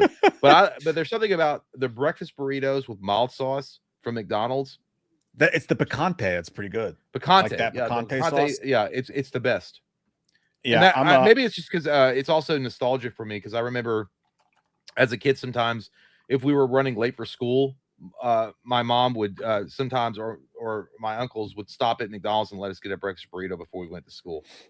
Those are the best days. Fast food before school was top notch. That was like not really, because I didn't want to go. I didn't want to go to school then. I was like, oh, well, just go home and play Nintendo. Made the day a little bit better though. It did make the day a little bit better. No, because I had to shit. Oh, it does make you shit. Yeah, that is true. I always get the I'll get 2 egg McMuffins. I'll get 2 egg McMuffins, and they used to have a spicy sauce that you can get that was dope as fuck. But I'll get 2 egg McMuffins, and I'll just take the bun off one of them, and I'll make a big fucking egg McMuffin. And it's like this big. No, dude, it's good for you. It's like 350 calories and like it's like 40 grams of protein or some shit like that. I know, but actually taking a creation when you get 2 separate sandwiches and creating a fat one, and you're like, I took the bread off. I took the bread off. All protein. Just a little English muffin in there. Just one. Egg McMuffins are good though. You are right. Yeah, they were better with the spicy sauce. That's true. I have to go pee. I was just waiting for the silence to go. I gotta pee too, so you go ahead and pee. Go pee. The best fast food breakfast in all the land cannot be topped. Fast food only. We're not talking about fancy places. Actually, there's one thing that rivals it, and we'll talk about that. But the best fast food breakfast you can possibly get on this earth is Hardee's fast food breakfast biscuits. Not just the biscuits, but you can get gravy pork chop biscuit, you can get country fried steak, you can get bacon, egg, and cheese, whatever. But they're fresh homemade biscuits, and there's nothing that tops those. I mean, that we don't have a Hardee's anywhere near here. Thankfully, there's a gas station that my daughter and I go to every morning before school, and they make them just like that, and it's fucking amazing. Definitely a part of my reason for some recent weight gain I had last year, because it was every day. You get done with the stream, you wake up, and the first thing you start thinking about is those biscuits. But Hardee's biscuits are the greatest. There's no doubt about that to me. What's your all's favorite fast food breakfast thing that you eat? What's your your number one if you had to pick one? Oh, it's that or biscuits and gravy from anywhere, at least in the South. Maybe you live in like New York or something. They don't know how to do biscuits and gravy. But down here, even the fast food biscuits and gravy is usually pretty good. You can go to Dairy Queen and you can ask for toast instead of biscuits. And that's delicious too. This is my grandma, again, from West Virginia. You would just get like 4 or 5 pieces of white bread, put it on a plate, and cover that shit in homemade gravy, like white gravy. Fucking best thing you ever had. So trust me, go to Dairy Queen and get the biscuits and gravy, but get it with toast. And you get a little taste of that. Just a little taste. Not as good, but a little taste. Tudor's Biscuit World is dope. We had that once. So good. That shit's so good. Burger King French toast sticks. Okay. Yeah, it's definitely better than their croissant sandwiches are pretty good. You remember when you used to be able to get the Cinnabons from Burger King and they had that white frosting? Like, that's the fattest fucking thing you could eat in the world for breakfast. Tiny cinnamon buns, and you dip them in like white frosting. That was like cake. Do you remember those, dude? It's just like you're talking about your first gay experience. You dip it in white frosting on your lips, and it tastes so good. Do you remember that? Those Cinnabons from Burger King, tiny cinnamon rolls, and you dip them in like straight up white frosting. Just fucking your teeth hurt immediately. No, but I remember the Domino's. Didn't they have like Cinnadots or something? Oh yeah, those are terrible for you too. Yeah, Domino's. Well, like any fast food is really bad. Like, you shouldn't be eating that shit anyway. No. Dude, it's funny. When I was getting my tooth fixed yesterday, the dentist was talking like, dude, like he's a huge subscriber to Joe Rogan, like apparently, because he put that mold in my mouth, and then he was talking to his assistant, and he was like, that's the last thing I want to hear my dentist fucking say. He's like, I'm gonna put some stem cells in here, bro. Like, no, he was talking about, he was like, I ordered ivermectin. What's it called? That horse shit. The horse shit that Joe Rogan fucking say that, dude. I swear to God. And this is a dentist. You need a new dentist, bro. No, he's great. He's actually awesome. Shut the fuck up. He's great. Don't you dare. Is this the one with the Jesus painting on the ceiling? Yeah, and I love Jesus, so it's fine. I'm not offended. So I mean, you're a devil, so I'm fine. No, it's okay. That's probably why he didn't die from COVID, because he's protected by the blood. I mean, maybe so. Maybe the Holy Spirit came into him and prevented it. But ivermectin, he was not all those other people who died though. Christ didn't love them. Maybe not enough. Anyway, go ahead. He was talking about that, and he's like, the girl was like, his hygienist was like, or his assistant, she's like, what'd you do with that? He's like, I put it up on a shelf. It's like, I'll use it when I need it. I'm like, oh, that's weird.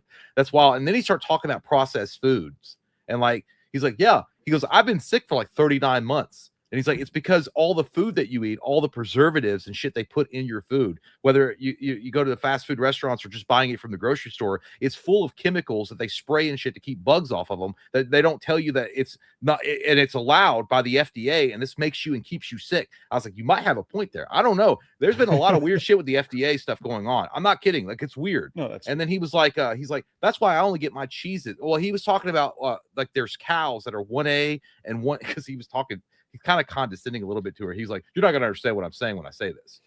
Yeah, there's two. You're a woman. He's like, no, he's like, there's two types of cows. There's a 1A and a 1B or a 1A2. And he's like, a 1A are cows that are grain fed. And these are the ones that when you eat this shit, it's full of all sorts of chemicals that are bad for you, like terrible preservatives, awful shit that will ruin you and make you sick and keep you sick. And then there's another, and he's like, but he's like, those are illegal in other countries, but only the United States allow it. And he's like, I only get my cheeses now from France and other places. And he's like, goat cheese is good and another type of cheese. And his hygienist, she's like, well, I'm poor. My whole house is full of like Kraft. I need a raise. Yeah, she's like, well, she was like, that's all I had. And he's like, well, I'm just telling. I'm just telling you. And he's like, all the olive oil shit, all that stuff is bad for you. It's all full. It's packed full of chemicals that they're pushing. Olive oil, canola oil. Well, what he was saying was that he's like, after COVID, and again, all this conversation was happening in the background because I had the shit in my mouth and I couldn't talk. He was talking about after COVID, where he started reading more about it, and he's like, he got a book, and then his doctor was telling him some stuff, and he's like, people's bellies are literally seeping fluid because of all the shit they eat from fast food, and that's why you stay sick, and then you get sick is because of the shit they put in your food. It's not because of like just some weird evolution of viruses and bacteria. It's because they keep you fucking sick with this shit they're pumping in food. Yeah, dude, watch a video about how Pop-Tarts are made. You'll never eat them again. Like that shit. But it's true. I mean, it's so delicious. It seems like every other fucking week the FDA is like, the FDA has issued a warning about this particular product that contains this. I'm like, why is this happening? Where the fuck is that? Where's all this coming from? This is so funny, dude, because I actually just rejected a promo. There's a company that reached out that wanted to do advertising on the YouTube, right? Mm-hmm. And they were going to pay a decent amount, but they look into it and they sent the brief for it, whatever. And part of the brief was literally a clip of a Joe Rogan video talking about stem cells. And they're like, and it was like, all this I'm like, dude, this is not us at all. And then like, I looked up the product and it's like, oh yeah, that company's super shady. And like, it can contain like, how much were they offering? Because I'm a sellout. Like, what were they offering? They're like, it contains like, it could possibly contain like trace metals and shit like that. And I was like, I'm not gonna be able to do that, guys. I'm sorry. I don't want to kill it. Yeah. Yeah, but you can say what you want about the conspiracy theorists and shit around food, but he's not lying. Like if you go like what they pump into your motherfucking food and like what they spray on the vegetables and all that shit that they process, like to keep bugs and shit off of it, it's allowed by the FDA with certain like a certain amounts is allowed. Just like certain nuts or like walnuts or peanuts that you get, they allow certain bug feces and shit to be in that when they process it. Yeah, that's how the poop. That's how the poop sickness happened because the shit got in like the lettuce and stuff, and people were having like it's gross shit, man. Deadly. Anyway, I had a day, dude, at the dentist's office. I felt like I was on a Joe Rogan podcast and Dr. Giggles movie set. It was all at once. The second he fucking brought up ivermectin, dude, I've been like, you know what? I'm good. I was like, I'm not taking a horse medicine. I don't know what the fuck that is. I don't know what. I'm not gonna put that in my body, at all. It's for a fucking horse. That's what it's for. Wild. I mean, I'm a staunch motherfucker. All right. I mean, I can handle some horse medicine. But I choose not to put that in my body. I keep it on the shelf just in case. I was like, who fucking says that? He did. Well, he said he had to buy it overseas because he was like, or he said something like, he goes, all the medicine that can help you is illegal. They won't allow it in the country. And I was like, this sounds like Dallas Buyers Club. It sounded just like Dallas Buyers Club. It's fucking crazy. I gotta pee. I'll be right back. All right. Well, I mean, I don't know. I mean, it could be true, could be not. I mean, but all that shit is crazy, dude. Yeah, I don't trust it. Then Mike's right. If you watch a video at all of how they prepare your food, or watch a video of like former employees and talk about, what they bring off the truck and how they make it and prepare it, you probably wouldn't eat fast food, but it's good. Hey, shit dog. Hey, Mega. But yeah, I don't know. Jay's conspiracy arc is interesting. Dude, it's everywhere. I mean, maybe aliens are the ones that like supplanted the food with that. Who knows? Ivermectin is actually used to treat parasites, not for horses. That's what CNN wanted you to think. Well, I don't know. Maybe it's true. I didn't look too much into it. You could be right. I saw a passing video, something about horses and shit. You could be right. What am I playing right now? Right now I'm playing Baldur's Gate 3. I've actually taken a step back from DC Universe Online. They're running their year-long patrols or whatever campaign. I'm just not interested. I'm kind of lost interest. But hey, D Mitch. Iron Dude said, are you and Mike in Avengers Doomsday? Yeah, I mean, if you're gonna out it like that, I guess we might as well admit it. Yeah, we are. We're gonna help Toby save the world. Do you not know that? By the way, if you guys don't know this, stay the fuck off TikTok, stay away from it. They are spoiling fucking everything. Apparently a new huge major leak came out. A major leak for Avengers Doomsday, and it's legit. It's real. Stay off TikTok or don't search Avengers Doomsday at all, because you're gonna get spoiled. Like they're like spoiling the fuck out of it right now. Who's the fucking leaking Marvel, dude? I don't. Well, probably somebody that's working on special effects or whatever. I don't know.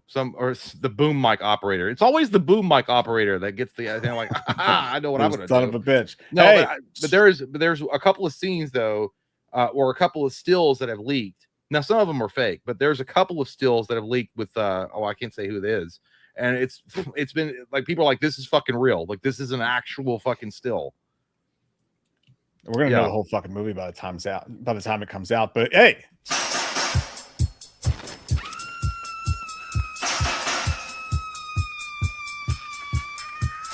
keep it on Nev. What are you doing? It cuts off just when this good stuff's getting good. By God, our buddy Christopher McIntyre just dropped. Hey man, holy shit! Take a load off, pal. Thanks, man. He says, drinks on me, Mike and Jay. I just want to say thank you, and I personally look forward every week and on Patreon every month. You guys have the best channel and just a great listen, talking about whatever with everyone and their comments and super chats. Simplify! Hey, man. I appreciate you, Chris. Thank you, dude. Thanks, man. That's very, very kind of you, sir. And we look forward to it as well.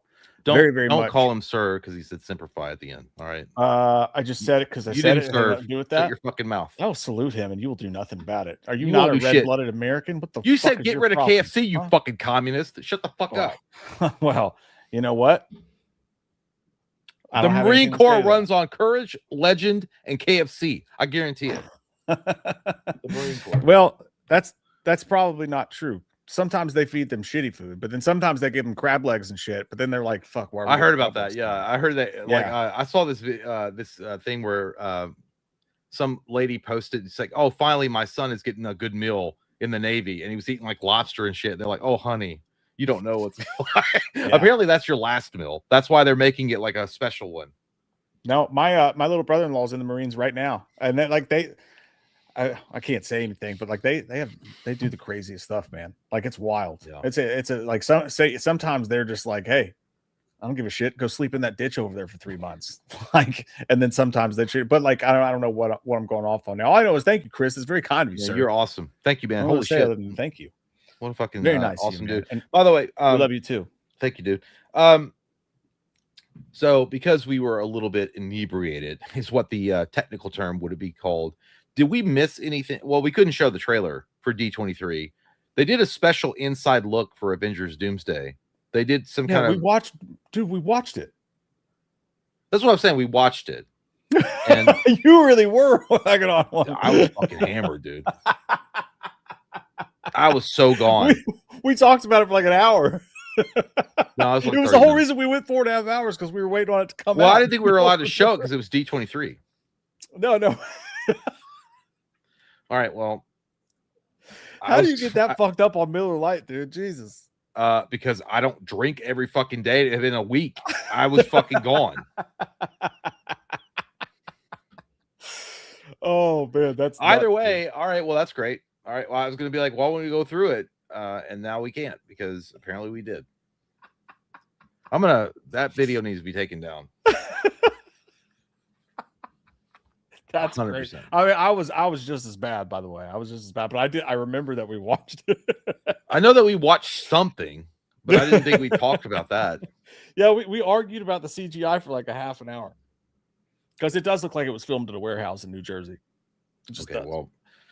All right. Well, that's the show. Is that a good one? Oh man. By the way, I do know this. What I've seen lately is what's her name? Indy Navarro. Is that how you say her name? Bro, she is getting fucking hated on bad for her being cast as Rogue. Like, there's another chick that everybody wanted to play Rogue, and she didn't get it. But they're like, she's not Indy Navarrette. I can't say. I don't know. They're like fucking hated on her like immediately. I'm like, why? I was like, she's a great actress. She's cute. She's hot. Rogue's hot, but they're like, no. This other girl was the perfect pick. Do you know who the other girl was? I haven't. Somebody in chat's gonna know. She's like she's trending. There was a girl that was up for it, and apparently she did cosplay for it. She's got big old boobies. And all right, well, come on now. Like, she's a cosplayer. Like, it takes more. No. She's an actress, but she did a cosplay to show her dedication to wanting the role.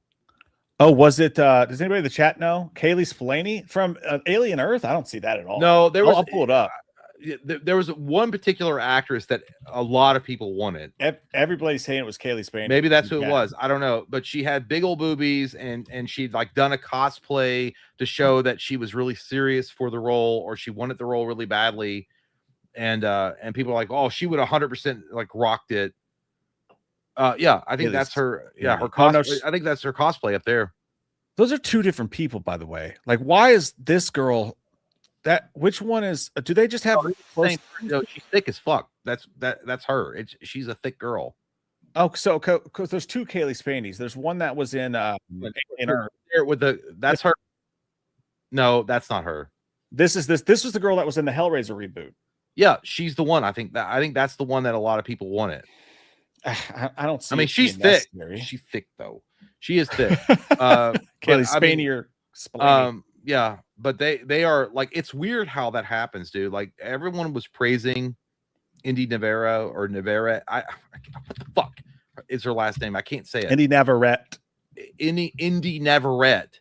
And then for Obsession, and as soon as she was cast as Rogue, they're like, no, fuck this. That looks pretty. That looks pretty good to me. She's not going to look like that in the movie. I wish. Obviously, that was that's true. AI. Yeah, it's Marvel. She's going to be wearing like a potato sack. You can't show that much skin. What the fuck are you doing? She's going to be wearing the potato sack that Heath Ledger was wearing in The Patriot. Yeah, we have to show this movie in Iran. They won't allow it. What the fuck? No, I will say this. She's a good actress. I think that she proved herself in Obsession. A lot of people go back to, she was in the Superman TV show. She had a couple of appearances that they're like she was awful in that. She's not a good actress. She had one good movie role, and then they just gave her Marvel, and because her ticket was so hot. I was like, well, that's what Marvel needs right now, to be honest with you, that probably was a smart business choice because she's on the lips of everybody right now after Obsession. It probably was a smart business move.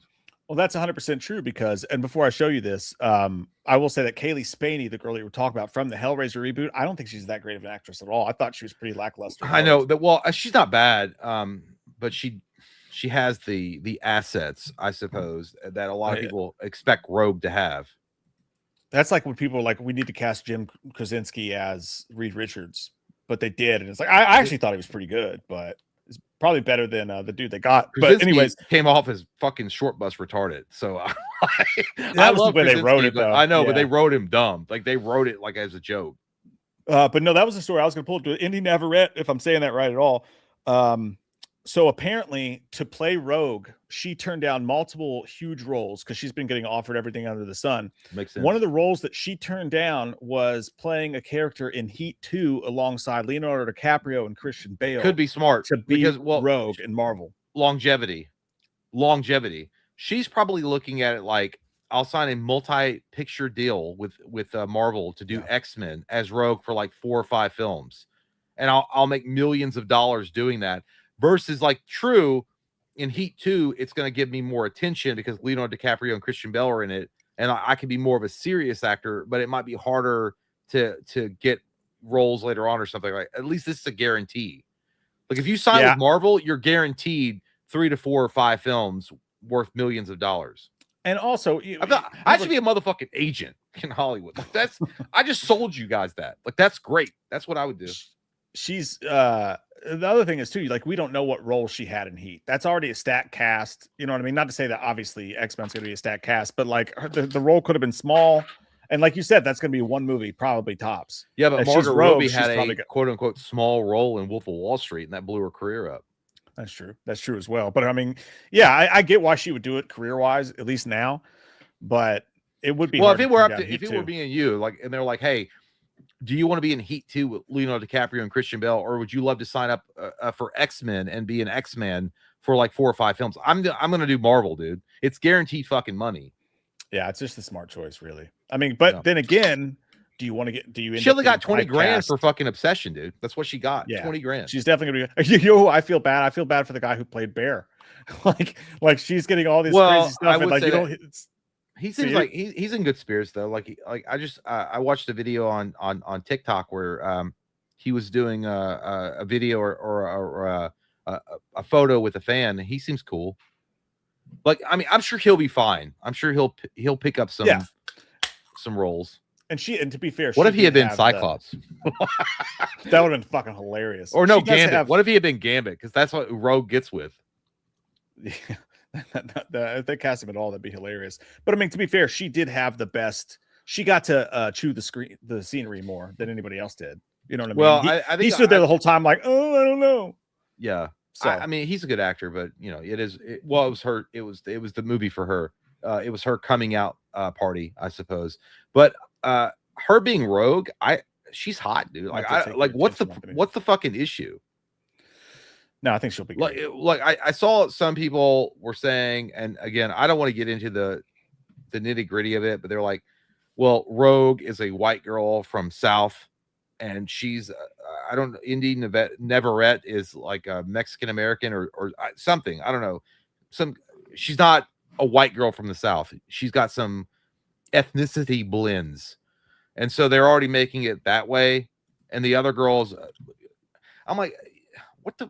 I was like, but she's a good actress. Yeah, that's what matters. And I got to be honest with you guys. I know you guys are gonna call me fucking bolts loose in the brain. Anna Paquin's hot. I never thought Anna Paquin was a great Rogue. I never did. That's boring. She's a dude. She's a great, and she's also hot as fuck. But they never showed it. No, but they never. Anna Paquin was a very Dollar General Rogue, in my opinion. Like she was passable, she worked, but it just didn't work overall, in my opinion. I think Anna Paquin was overrated as fuck. What are you talking about, Jeremy? Where do you see Taco Bell? You see a taco stuffed in her cleavage there? What are you talking about? Jeremy Shelley is what we were last stream. He just sings things. What do you mean, dude? but no, I was but a lot of people are focusing on like the ethnicity a little bit too much. I was like, dude, she's fine. She's gonna have a white streak in her hair. She's hot. I can see bosom there in this picture. It's gonna be all right. And you're right about Anna Paquin. Here's the thing: Anna Paquin in True Blood, dear God. As Rogue, again, she may as well have been wearing like that. Didn't feel somebody's like she didn't look like Rogue at all. Let me just say this. I know that Anna Paquin was a kid. She was like supposed to be like 15 or 16 years old in X-Men 1. I get that. But even as the movies progressed and she came back, that's the writer's fault too. They also fucked over James Marsden as Cyclops. They didn't explore that character at all. But Anna Paquin never had a chance, in my opinion, to shine. She's a very attractive lady, but they never really did anything with that character. And Anna Paquin played that character very, very middle of the road, boring.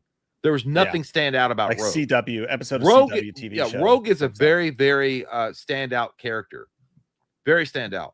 And I think Indy Navarrete Navajo is going to be able to do that. I think so too. Now, a lot of the casting they've done, I don't like. The kid who they're possibly going to have play Cyclops looks absolutely nothing like Cyclops. I did see he's getting jacked in the gym though. Like he's no Robert Pattinson. He's actually going to put in the work. But like, so there's that, there's that. I think the guy that plays Cyclops he'll be fine. I'm not really worried about him. Who's the other one? Sadie Sink for Jean Grey. A lot of people don't like that either. They hate like that. Fine. Well, they have problems with Brand New Day because of the characterization of Jean Grey. They made her more of a I'll do whatever it takes to keep my shit safe, even murder. Yeah. And they don't like that. They're like, that's not Jean Grey. I was like, actually, that's not true, because Jean Grey becomes Dark Phoenix. The whole fucking thing about Dark Phoenix is that there was always this little ember in her where there was like the potential for her to be like losing control. Yeah.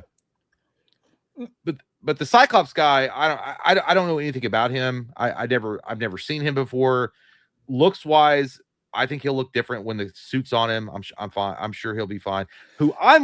Here's what my problem is. It's the motherfucker they cast as Xavier. Why couldn't you guys just get McAvoy? So boring. Dude. That's so fucking dumb, boring. dude. James McAvoy would have come back. He shaved his head motherfucking bald at the end of Apocalypse. He was ready.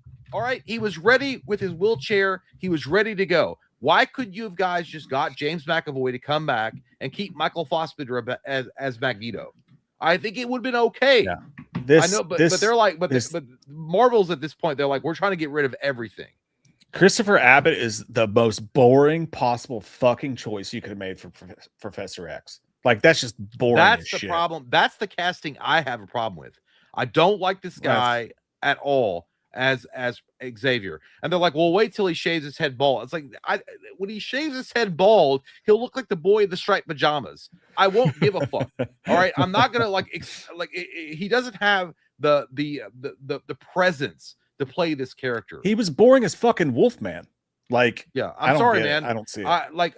You already had a layup. McAvoy would have come back, but Marvel is like, we want nothing to do at all with the 20th Century Fox universe, so we're wiping the slate clean completely. All right, well, that's fine. Can you get another motherfucker that's like a little bit better as far as like all right, Adam Driver as Mr. Sinister doesn't excite me, but I think he's closer. It's closer.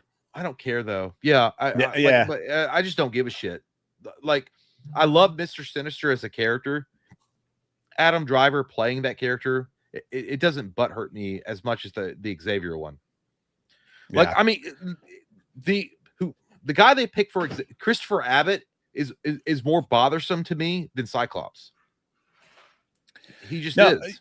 I get it. I don't see it at all. Adam Driver's a good actor for sure, but I just don't. Mr. Sinister. Okay, what about Adam Driver as Xavier? Just shave that motherfucker bald and put him in the chair. He bores me in general, anyways. Like, I think he's so overcast and everything. It's like one of those characters. So I'm not hyped about that at all. Anyway, Timothy Olyphant would have been a great Mr. Sinister. I feel like. No, you're only saying that because you love him, and I do too. I have a picture. I do too. Show us your picture.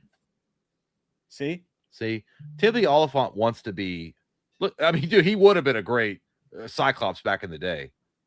He would have been a great Cyclops. He'd be great Mr. Sinister too. He has the frame and everything. He'd have been awesome. I would here's what I would have done. I think it would have been way easier for Marvel Disney to just pay McAvoy what he wanted, bring him back as Xavier. All right, we could do the timeline shifts, we could do the parallel realities and figure it the fuck out. All right, it's not a big deal.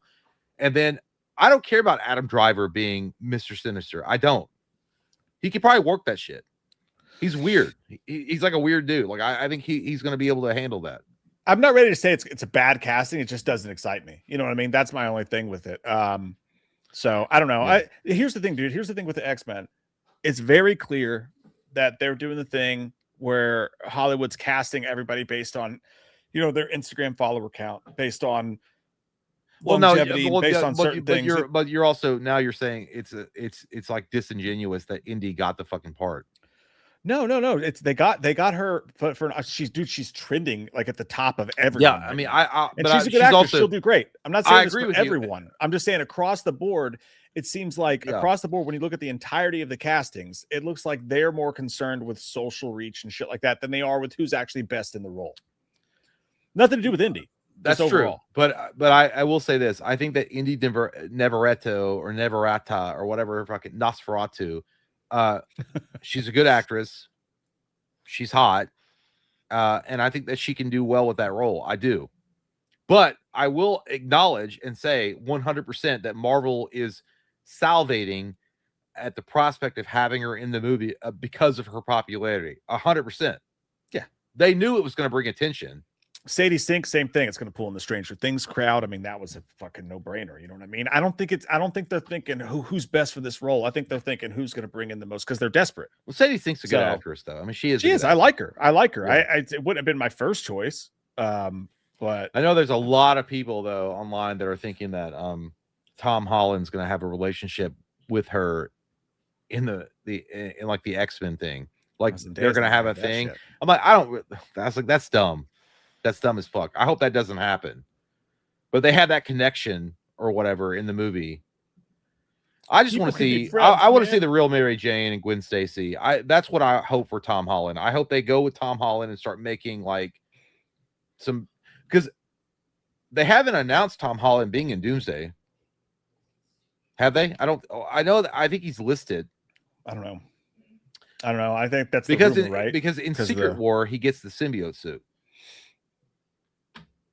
I don't know. Yeah, we don't even know if they're going to go off the comics that specific. Well, they 100% are. Like he's getting the symbiote suit. I don't know, Jen. Anyway, but Creep. Did you ever watch the TV show for Creep that they've been putting out? It's fucking great, dude. It's great. I know you watched the 2 movies, but season 3 is coming out this October. It's been like once every year, and they've been fucking awesome. I don't think I finished season 2. I need to, but the Creep season 3 trailer just came out, and here it is. Mark, he hired me to film a confessional. Who's playing the drums? Like no one has ever seen.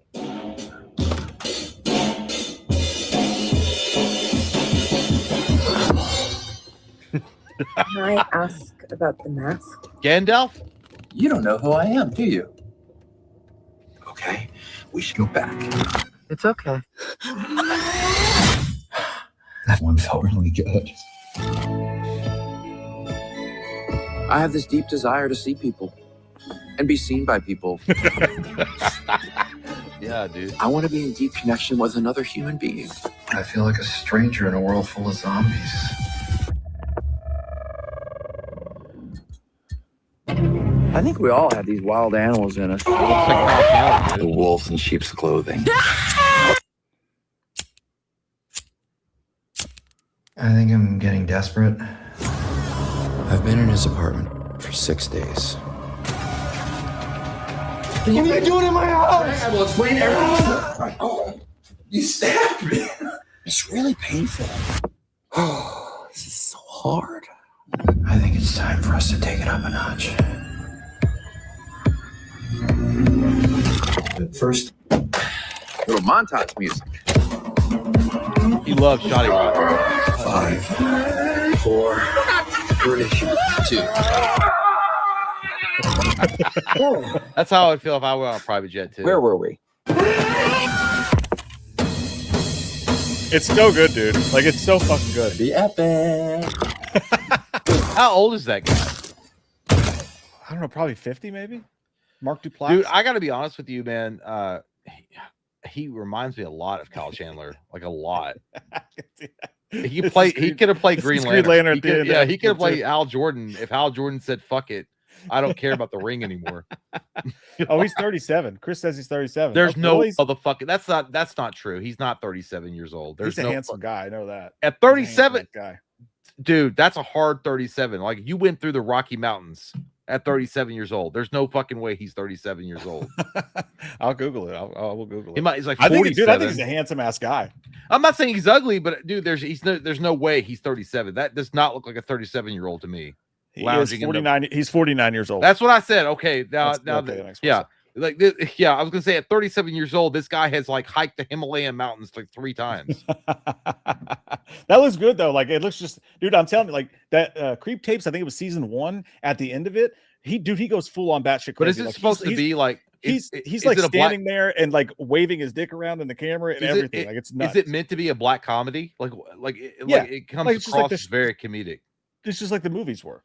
Oh, like, you remember the movies? Like, they're creepy. He gets wild as shit, but he's also but the movies had like a darker edge to it. There was a dark edge to it too. It's pretty much the exact same thing. It's just they're in like 35-minute increments, so like it just like ramps up quicker. They're great. It's kind of a shame they're on Shudder. It feels like if they were on a bigger service, nothing against Shudder. Shudder's great, but if they were on a bigger service, I think more people would know about it. More people. That's true. This is what happened to Ash versus Evil Dead. It was on Stars and nobody saw it.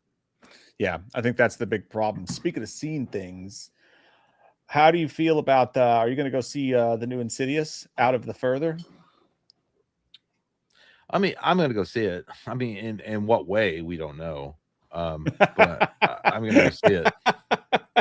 I am going to go see it. The reviews are out for it. They're actually better than I thought it was going to be, dude. It's like at a 60-something% right now. But we could take we watched the trailer, just full of jump scares, typical Insidious shit. But Don K says director Jacob Chase expands the mythology a bit and delivers some deliciously creepy sequences and monsters while channeling a whole lot of other horror movies, old and new. That's not bad. So that's okay. I love you, Don. Did you watch the last one, The Red Door? I'm pretty sure. I like, if I saw clips of it, I've seen all of them. I just don't remember every single thing.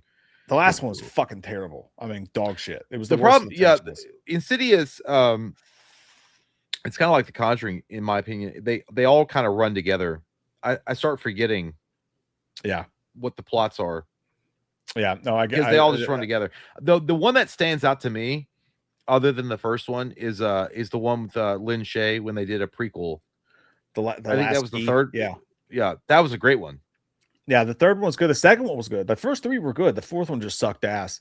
Carla Hay gives it a negative review, says Insidious Out of the Further is a downgrade to the Insidious horror franchise. It's a sloppily edited collection of repetitive jump scares and a muddled story about single mothers and generational trauma, leading to a very predictable showdown. Now, I am sick of generational trauma in horror movies. Like, I get it's a staple, but like since Jamie Lee Curtis and Halloween Ends, what does that mean?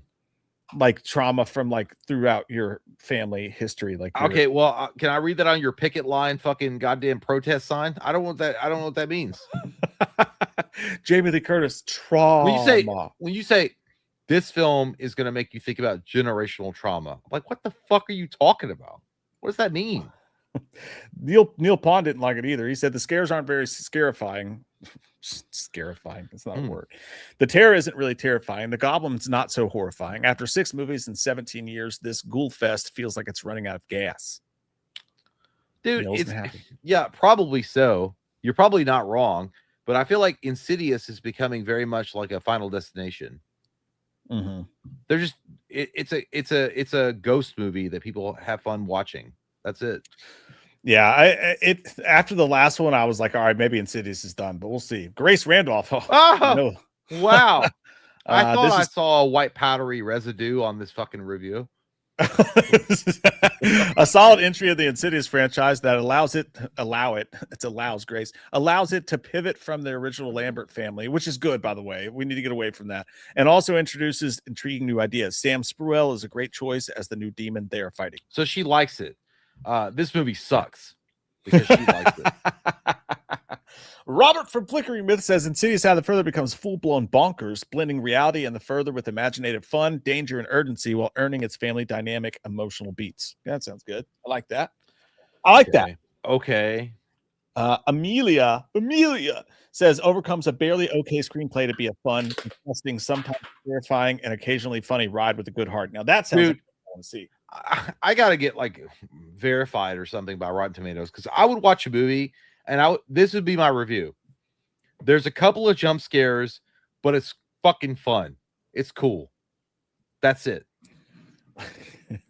I guess Jessica Chastain was in this movie. Yeah, because it would definitely get a negative rating if that were the case. there's no doubt about that. But that would be my review. But like, hey, there's a couple of jump scares. It's gonna, it'll make you get, oh shit.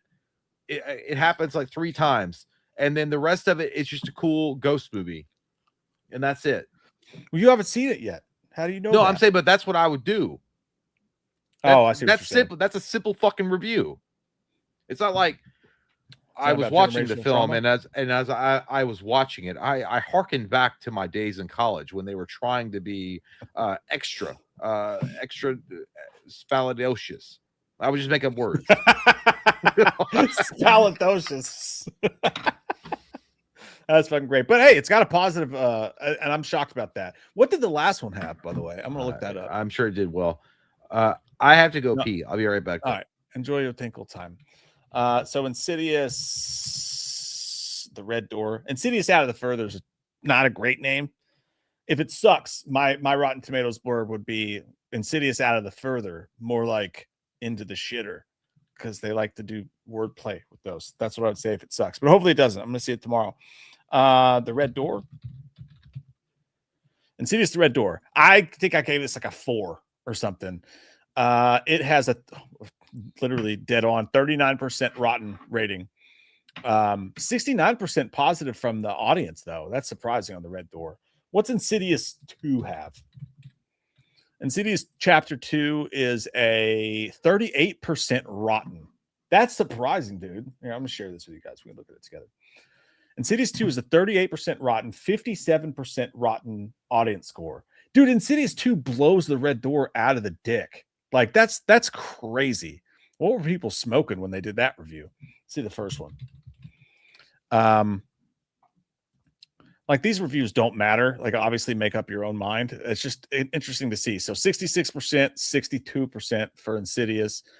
Insidious 3. Dermot Mulroney was in that. Yeah, that's right. 56% rotten. So they're saying that if you looked at this, Insidious 3 is better than 2. We all know that's not true. 51% rotten on that. So yeah, was there 5 fucking movies, or what was the 4th one called? I don't know. The Last Key. Yeah. It says Out of the Further. Insidious 4. What was the name of Insidious? The Last Key. Oh, okay. That was the prequel one. That one got 35% rotten, 49% rotten. So these reviews are all over the place. That doesn't really make much sense to me for the most part, but I don't know. We'll see. We'll see what happens. Zach, yeah, I think on the whether through Super Chat or through the Stream Elements, let me look. You can that's weird. It does just show PayPal now. You used to be able to put your card in there. Dude, but it's you can funny. send them using Super Chat if you want. I was walking to the bathroom to go tinkle, and then I had to go to the kitchen to get more adult beverages. And as I was walking down the hallway, my wife has playing on the living room TV the Halloween theme song because she's watching Halloween on Amazon. That keeps the dog asleep, and I felt awesome while I was walking down the hallway. Yeah. Do you feel fall yet? I don't feel it yet. No, not yet. It's not got cool enough. There was yesterday morning here in Kentucky was like 63 degrees at 5 a.m. That was nice. Yeah, that's pretty sweet. Yeah. But dude, I'm seeing the pumpkin shit everywhere. I'm seeing the Halloween stuff everywhere. Like, I'm not ready. Like, it's still August, man. I hate August. I hate summer, dude. It's funny how you talk about you get the winter blues. I get the summer blues, dude. I get the same way that you feel in the winter. That's crazy to me. The sooner the fucking sun goes away and it gets cooler and I can like do the dark deeds in the night, I'll feel better. Dude, I would literally I hate fucking summer, dude. I fucking hate it. I will wake up after a live stream feeling like shit, grab a cup of coffee, go out where nothing but my skivvies on the back porch, sit in the chair and just bake under the sun and let it give me life. And I'll feel way better when I'm done. Like I literally hate. Can't do that in the winter. I will do that in the winter, and I don't give a fuck if my balls freeze to my fucking inner thigh. I will trade every hot ass sweaty ball sack day for a whole month of just cool. Like, I mean, I'm not talking about winter weather where it's like negative like 5. I'm talking about like 65 to 55 degree weather with the leaves changing, the crunchy fucking underfoot, like the leaves you walk on. Fall is the greatest fucking season, period. It's fall. That's it. Fall's, I get it. Like, I love fall too. But for me, it's summer only because fall comes. It's like a Sunday. Like Sunday's fucking the best, right? It's sweet. There's football on, but Monday's around the corner. Fall's here, but it's a little depressing for me because I know winter's coming, and I almost can't enjoy it that way. But we're from the generation that we were programmed to enjoy or like to expect summer to be good. Millennials, because summer vacation from school, because we didn't have that bullshit they have now where you get like the 2 weeks off throughout the year or whatever. They have like fall break and shit. We didn't get that. That's true. You look like your time off was the summer. You get 3 months off. They switched us the last couple of years to that schedule where we got fall break. At the end of high school, we started getting fall break, like when we were seniors, but we got the back end of that. What else do we have here to cover before we get to you guys? Oh, dude, so this fascinated me. All right, Christopher Hansen movie's coming out. I don't think you've watched the full trailer for it. Let's watch the No, I did. No, I watched the trailer. For prime time? Yeah, we watched it like a couple of weeks ago. I think we watched like the 30-second one, but we didn't watch like the full one. But anyways, that's fine. They asked Chris Hansen. Show it. Yeah, so I think everybody pretty much seen it. Yeah, I mean, you got the gist from it anyways. But they asked Chris Hansen about it, and if he knew that anything about the movie, if they asked him about the movie. He looks terrible, dude. Why don't you? Oh, dude, that show was like 30 years ago. I know. I'm not saying. I mean, it is what it is, dude. I'm not like. I mean, I look like shit too. Like it is one of those things. Like when you get older, but like Chris Hansen looks like he's been in the witness protection program for like 5 years and they found it. I love Chris Hansen. I love him too. On him now. People are shitting on him now. Like, well, actually, he wasn't very fair to the pedophiles. I'm like, shut the fuck up. Like, that's my ass. In this house, Christopher Hansen's a hero. Okay. That sentence should never be uttered in good company. If you say that, you're only saying that because you're hiding behind a keyboard. There's no way you can say that in real life. Was he full of himself? Yeah. Was he snarky as shit? Yeah. But like every single time he would be snarky as shit to one of those fucking pedophiles, I'd be like, fuck yeah, Chris Hansen. Like, I love this guy. Like, listen, the pedophilia, if you're found guilty, it's wood chipper time. Like, there is no ifs, ands, or buts about it. You're not a functioning human that should be allowed in society. It's the same thing for rape. It's the same thing, dude. Get the fuck out of here. Like, kill them. I don't know why they're like, we're gonna give them 10 years and they have to register and like, no, fuck that shit, dude. They're weirdos. Like, get the fuck out of here. Like, you're nasty. You're nasty. All right, so let's actually change the. Let's actually watch the trailer because this kind of it paints the picture of what they're asking about here. Because the trailer seems like it's gonna possibly paint him in a negative light, like a Nightcrawler type of light or something like that. Well, here's the thing: is he a Nightcrawler guy? I mean, you can be both. No, he's like a crazy, but like obsessed with himself type. Yeah, but like people online are like, oh well, because of the way they did those stings and they didn't do them right, a lot of those guys got off, and it's like, that is okay, true, so it wasn't perfect, but at the same time, if that sting didn't happen, they still had their face shown on TV. Yeah, you still exposed them. If they had a wife. If they had a family, that's over with. If they had a job, that's over with. That's there forever. And he did more than anybody else was doing at the time. So it's still a net positive for me. You can't say, oh, he's a bad guy because of that. Fuck that. I didn't even know there was a problem with him. A bunch of people fucking hate his guts, and I'm like, oh, part of it's because he goes on Fox News and shit like that, so that's part of Oh my god, who gives a fuck? But here's the trailer. It seems like they're gonna possibly paint him in a negative light. Now, part of this too, this is a whole thing, but part of this comes from during one of their stings, there was a district attorney. Guy? Oh no, there's a district attorney who was trying to have sex with like a teenage boy, and he sent him all this nasty shit about like touching his dick and all this shit like that. So they had that, but the guy got cold feet and didn't show up to the sting house. So Chris Hansen called the sheriff's office that they were working with, and for the first time ever, since it was such a big name, district attorney, they went to the guy's house, this old man's house, and he apparently saw the vans parked outside or whatever while they got their warrant. And when the police and the SWAT team busted in his house, this guy steps out of the room with a gun and says, "I'm not going to hurt anybody," and blows his own brains out. Good. And they're like, "See, the show's bad." That's a happy ending, bro. I think that's a great ending because you save taxpayer dollars. I think that guy should be awarded a medal for allowing himself to exit this world without having all this tax dollars to go and do a trial and shit. Good for him. I think more pedophiles should do that. Just remove yourself from the game board. I think that's a good idea.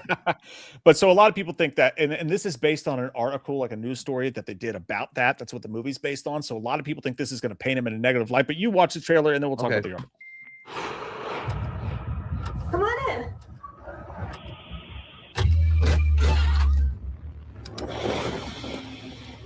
Are you sure your parents aren't home? I'm sure. Big night planned. Who are you? Why don't you have a seat right there? He sounds just like him.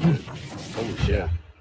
I'm Chris Hansen with Dateline NBC, and we're doing a story on adults who try to meet teens online.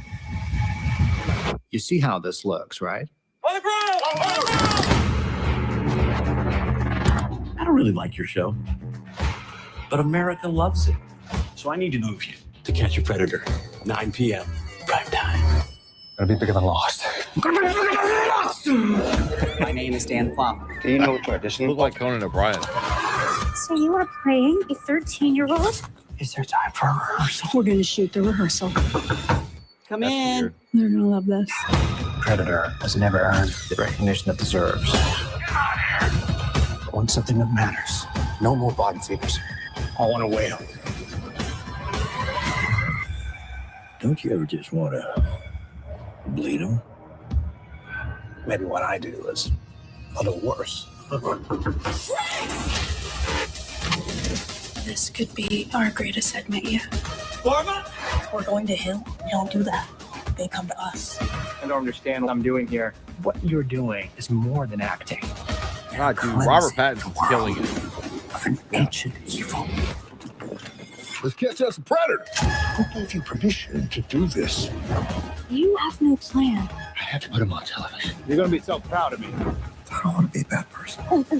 Your definition of bad and my definition of bad are vastly different.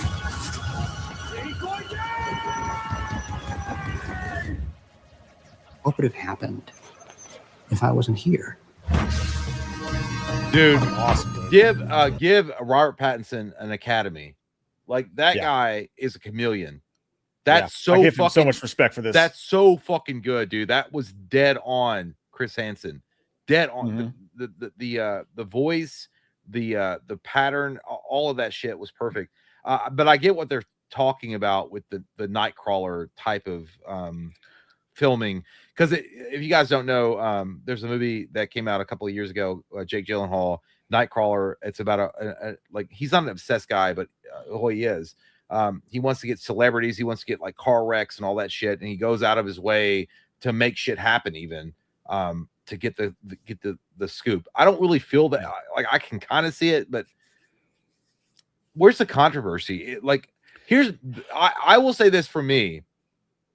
I think that Chris Hansen did an important job. I think he did a great job. I think exposing these nasty fucking animals to the public was exactly what he should be doing. And there is a part of me that I'm like, I don't know if there should be a film that exploitative, where we're just kind of making money off of like what he was doing. That was a good thing, a good deed. Because this movie does have that cinematic. It's not like an actual documentary of how Chris Hansen caught these fucking nasty motherfuckers. It's a you know, it seems like they're questioning his methods for sure. But at the same time, fuck the pedophile. Why are like these are not humans, dude? These are not human beings. Look, you're talking about people that were trying to fuck kids. Yeah, they're nasty and again, fucking humans. And they had them dead to rights when they showed up. They had the chat logs. There was no question, and they were all gross. They're all fucking gross. Yeah. I've watched a bunch of it recently, and there's a bunch of them that come in there and they'll be like, I was actually I have a daughter myself, and they'll be like, I was actually here to talk her out of it. And it's like, dude, let me read what you said to her, like all the nasty shit. Like, you're so full of shit. But the controversy comes from the stuff I was saying before, and also a bunch of I thought it was a pretty innocuous fucking comment, to be honest with you. I put it on Twitter, like, I'm not down with all of this, like, rehashing, like, oh, Chris Hansen's a bad guy, and people lost their shit. They were like, oh, he did this and this and this, and I'm like, he caught hundreds and hundreds of pedophiles, and even if they didn't get the maximum sentence they would have gotten had they not done it for TV, the TV was part of the punishment. Putting there, like he just said, they were everywhere. Like, what he said in the trailer, maybe what I do is worse, and that's 100% true. So, and not just that, dude, but like if those pedophiles showed up, if he wasn't doing that sting, they would have been on the phone, on AOL or whatever they were on with another kid. They would have showed up to a real kid's house. So how is that not a net positive in your fucked up, crazy mind? In what world are you going to go to bat for some fucking pedophile? And because you're going to be like, well, the guy that exposed them is a pariah, or not a pariah, but a vulture. What the fuck are you talking about? I don't care. He took an opportunity. I get it. Like, I kind of get it. Where you're like, all right, well, this journalist is like using this to make a career out of this, and make this like his staple. But who gives a fuck? He's exposing nasty motherfuckers. I'm fine with it. That's like being like, Batman's bad because he makes the cops look bad. Like, it's the most ridiculous fucking thing ever. But I think, but again, I cannot praise enough Robert Pattinson, dude. Like, what the fuck? Like, that's crazy good, dude. Holy shit. He crushed that for sure. And I think Chris Hansen smells that the movie's going to be very, it's going to be, what's what I'm looking for, critical of him. Because they asked him, they interviewed about him, and he said, it looks very dramatic. He hasn't seen the movie yet. He said, we had heard, obviously, I could hear his voice like, obviously, with all the different properties I have and all the platforms, some of the people who are involved in the management also tangentially, I can't read, I'm stupid, have relationships in the Hollywood world. So we'd heard that this was in the works a couple months ago. They came out and said, hey, look, we're doing this. We'd like you to have some sort of, consideration in terms of helping us with it. And he said, A24 is setting him up with a private screening. He said, and then I'll be able to tell you whether I like it or I don't like it. That's and how dramatized it is.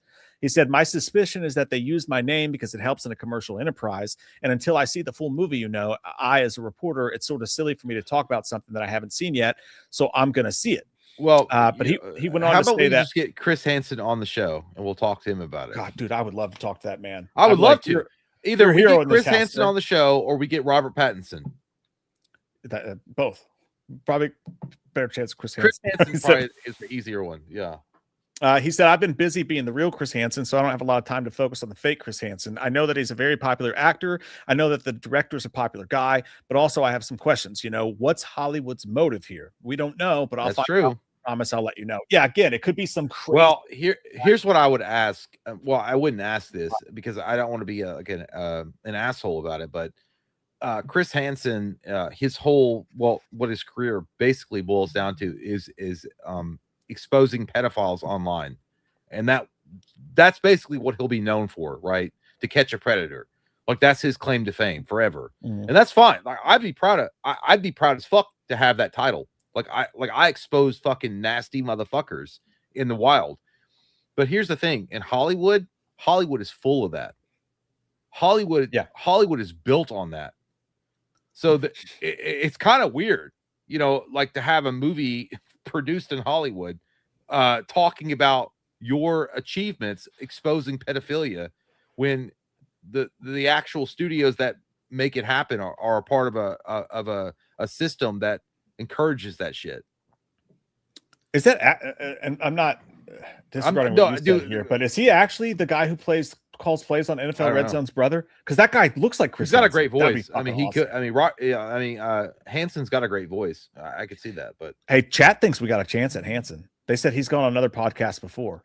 Dude, well, I would. Here's the thing about Hansen. I don't know. I mean, we're kind of crude, but to be fair, we also treat all of our guests like very, professional. I mean, we don't like act like weirdos. I mean, maybe if we're like, amazing. We should reach out to him. We should be like, hey, we're not going to pay you money. We can't afford you. We can't afford you. But if you want to come on, if you want to come on and talk about your experiences and what's the difference between what Hollywood is portraying and what the actual sting is like, that'd be cool. Well, I'm gonna do it. Remote, yeah, dude. Reach out to Chris Hansen. Reach out. Oh, yeah. Dude, I'd be so pumped. I would be so fucking cool, man. Because, I'd be more starstruck than I've been at anything we've done. I swear to God. Anybody else we've interviewed? Don't oversell it. I love that guy. I think he's fucking awesome. He's a cool dude. Yeah. But yeah, dude. Chris Hansen is one of those guys. Like again, but I wish that he would turn the microscope on Hollywood. Yeah, he should. If I were Chris Hansen with all the momentum that he has, I would be like investigating Hollywood. Yeah, no, and he did a show after a show got canceled because of all the stuff that happened or whatever.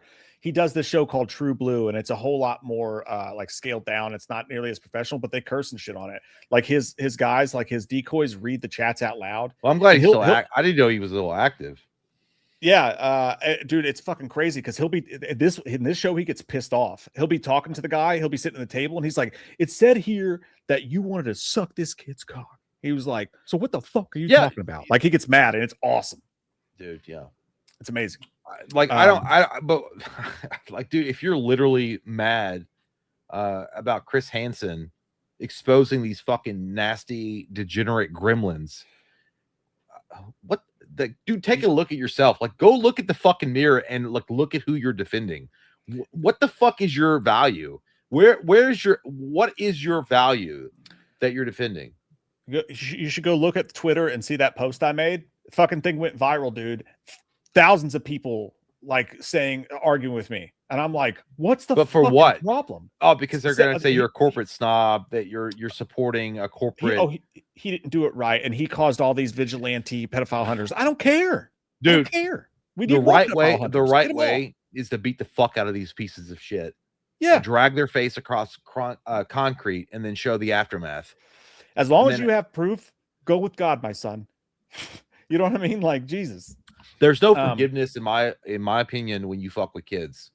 When you fuck with kids and you diddle kids, or you're trying to diddle, like there's no second chance. It's done. It's over. It's done. I think you're a disgusting human being, and we're over. We're done talking. Hard pivot. Dolph Lundgren's documentary trailer. I feel like we're gonna cry. Dolph Lundgren is like an unsung hero of our childhood, for me anyway. Just recently, Kurt Russell and Mel Gibson appeared at like a con or something, and they were signing autographs. And people were talking about the price. I think Kurt Russell was going for about $400. 300 for the base, but like 400 for the premium. It was a lot of money. Yeah. And there was like three lines deep to meet Kurt Russell, and Mel Gibson was the same way. But dude, I think Dolph Lundgren is in that kind of, because I was like, who would you pay money? Like $400 is a lot of money to meet. Yeah, I'm not paying that for anyone. Yeah. I know Jean-Claude, I would pay $400 to meet Jean-Claude, but I would want a picture with Jean-Claude because he's such a big part of my childhood. I would pay $400. You noticed they didn't let him talk in that fucking trailer. I was like, why aren't you showing Jean-Claude? I don't know, but I would pay $400 to just take a picture with Jean-Claude. I mean, because he, like, again, I grew up with Jean-Claude. Jean-Claude Van Damme is a huge part of my life growing up. I would 100%. But Dolph Lundgren is never mentioned among the greats. Like, you talk about Arnold, you talk about Sly, you talk about Van Damme, Kurt Russell, Mel Gibson. You never mentioned Dolph Lundgren. And Dolph Lundgren is one of those dudes too that came up in that era too, And man, that guy has been through a lot, and he's super down to earth. I watched the He-Man interview he did, promoting the new He-Man movie on Amazon, and he's such a down to earth normal guy. I hope he gets more love, dude. Dolph Lundgren's awesome. I would pay $300 or $400 to hang out with Dolph Lundgren, or just to hang out with him for sure. Well, not to hang out with him, but to get this picture too. He's right up there with him. He doesn't get the credit he deserves, but he's right up there with all the other ones. That's a day one. But here's the thing about him: he would never charge it. He would never charge it. So, I think he would charge. I think it's kind of fucked up, honestly. No, I think he would charge like $100, maybe $100. I swear to God, because based on his interviews, he's such a humble dude. Like, he knows where he came from and what it takes to be where he's at. And he's smart too. He's a doctor, chemical engineer. Yeah. But that's a day one watch, dude. That's so good. Yeah, I'll be right back. I gotta go pee, and I'll be right back. Damn, son. I also have to get a beer. I'll be okay. Yeah, dude, I love Dolph Lundgren. We're still gonna watch the Whalefall trailer. By the way, Hayden Panettiere, I haven't talked about that. Hayden Panettiere passing away. That's ultra sad, man. That is such a sad story, because Hayden Panettiere, and I hope I'm saying her name right here, like, if you watch her, just like, obviously I'm gonna go to Scream, like Scream 4, like, she's different. Like, she seemed like, you know how they like tried to do the Melissa Barrera, Jenna Ortega thing. She was such a like outstanding personality. In Scream 4, it felt like she could have taken over that role. Like, she is such a big personality and such an interesting, charismatic actress that, like, she could have been the new Neve Campbell. It could have carried on with Scream 4 with her. I honestly, genuinely believe that. So to have her pass away so young is like that's one of those things. Like, you always see like actors that they pass away in like their 80s and 90s, and it's like it's not that you're not sad for me, but it's more like a respect thing. It's like, hey man, good job, hell of a fucking run, you know. But when someone passes away at her, she's 36, I think, younger than us. Just absolute fucking tragedy, dude. Just absolute awfulness. I know there's questions about like the boyfriend who had assaulted her before being there. There's a lot of questions about what actually happened. No one will know until I think they're doing an autopsy and stuff like that. But just absolutely just tragic, dude. Just terrible. And I would love to see the Scream spinoff that they were going to do with her. I think that would have been great. I don't think she ever, you can't really say she didn't have a chance. I mean, she was huge when Heroes came out, but now directors are coming out. And I think that's kind of weird, by the way.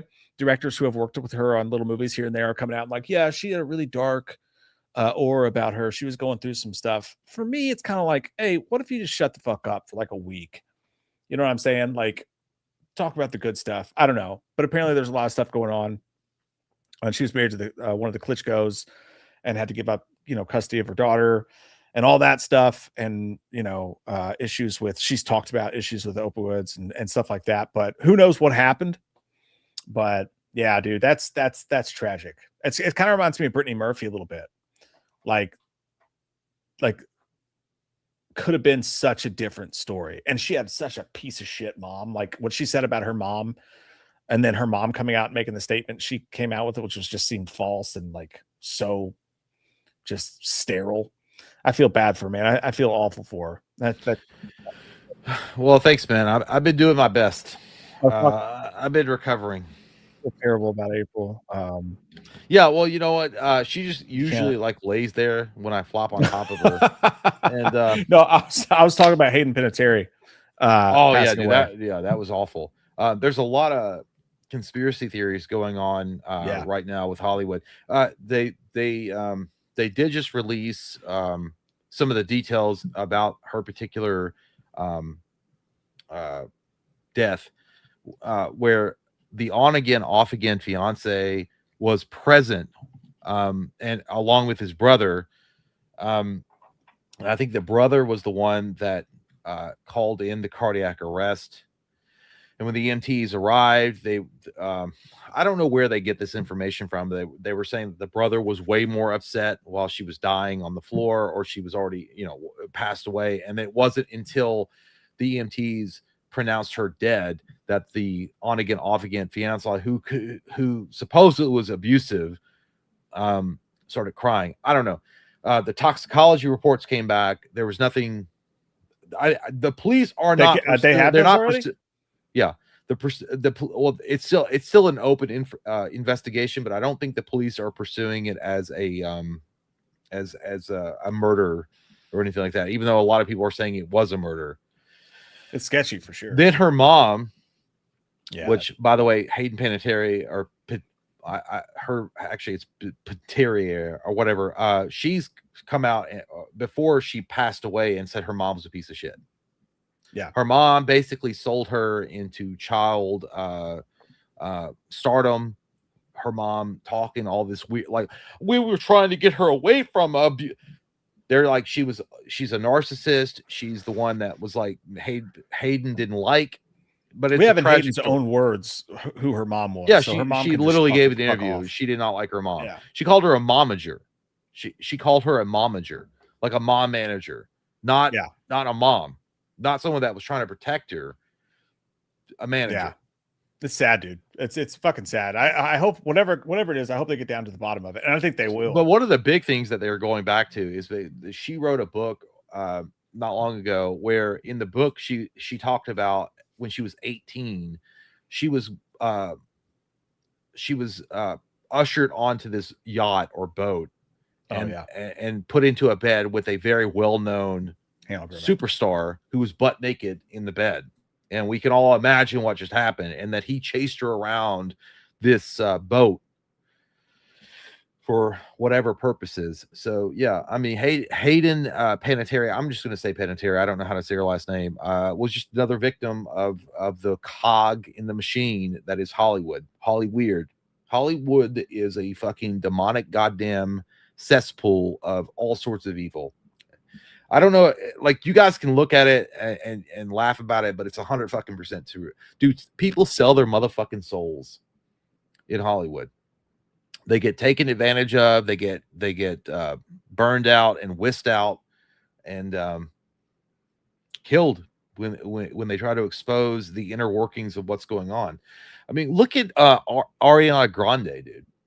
Right? Ariana Grande is a emaciated skeleton that is walking around acting like everything's normal, and it's obviously not. I feel bad for it. Like, dude, if you kicked, like, Hollywood is a huge rock. If you kicked it over, do you know how many bugs and nasty cretins would be underneath this rock? It would be insane. So yeah, I feel awful for her. That's why they all fucked up in the head. Yeah, Kyle. I would never in a million fucking years, if Mike and I were offered positions in Hollywood to do anything, I would never take it. I wouldn't. I think Hollywood is a fucking nasty, evil ass fucking place. I think it's disgusting. Jenna Ortega, dude, you're right. Mike's gay. Jenna Ortega is exactly you're right, dude. Jenna Ortega is another victim in the cog or in the machine, isn't she? Let's give it Thor some screen time.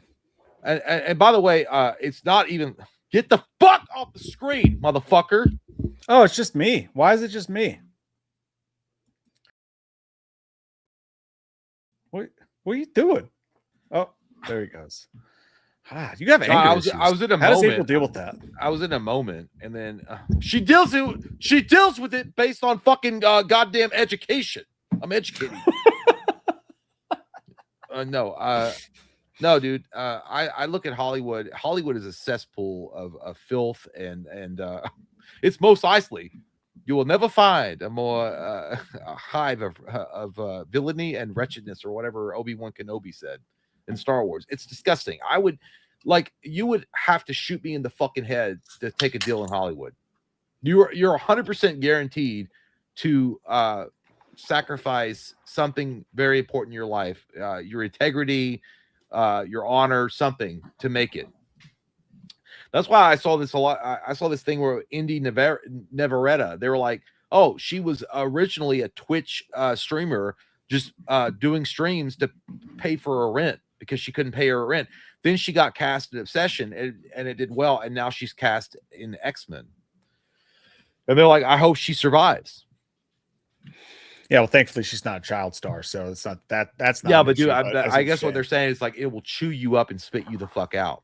It will if you're not like, look, listen, dude. I don't care if you believe in God, if you don't believe in the devil, whatever the fuck. You're like, I don't believe in that shit. I don't know, dude, but there's something wacky fucking do going on in Hollywood. I've always fucking thought that, and I've always said that there's something really fucking weird that goes on in Hollywood. And there's also talks about some ritual shit that they fucking do. There's talks about eating babies and fucking the Epstein shit. I don't fucking know. Could they do that shit? Yeah, dude. I'm not stupid enough to believe that there's not a possibility, that I'm not dumb enough to believe that I don't live in a world where some weird fucked up celebrities do some wild ass shit like that, because they think it's going to give them immortality or give them longevity, and that they will sell their fucking soul and do some wild shit to attain power. 100% I do. Yeah, you couldn't pay me enough to get my kids into that. Couldn't pay me enough. I would not live like anywhere near Hollywood, anywhere near LA, dude. Like that shit is all fucked up. Like there's something really nasty about that whole fucking area. And like, and that's what I was telling them, dude. Even if a fucking huge producer from HBO or whatever came to us and be like, hey, we want to put you guys motherfuckers in prime time. We want to have your show. We want to do that, but you got to move to LA and you got to do. I'm like, no, I'm good. I'm not doing that. I'm not doing that. See how I this won't looks, do that. right?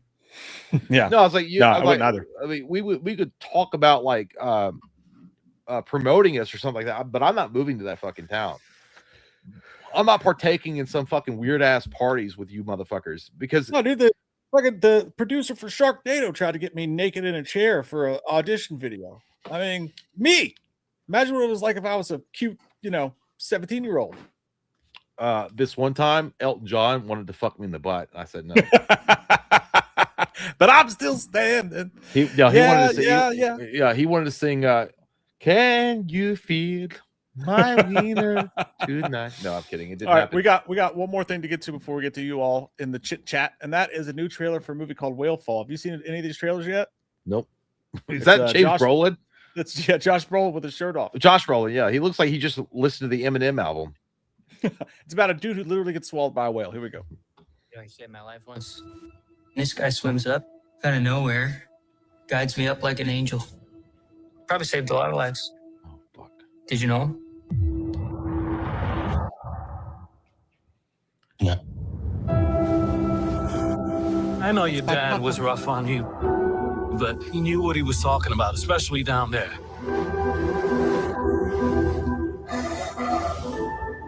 In the ocean, predators have all the advantages.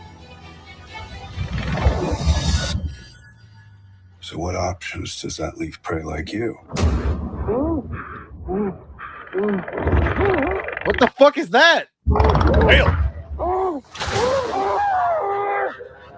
Oh my god. Is that a way? There's no fucking way that's a goddamn whale. Oh yeah, I guess it is.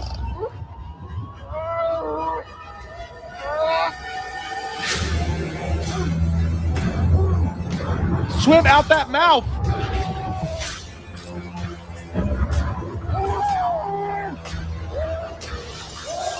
Oh my god, that's fucking wild, dude. It's like Pinocchio over here.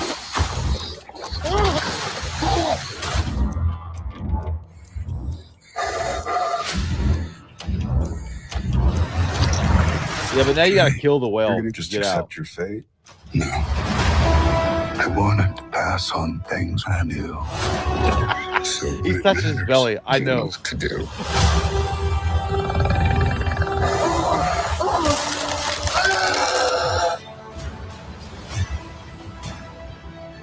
For real?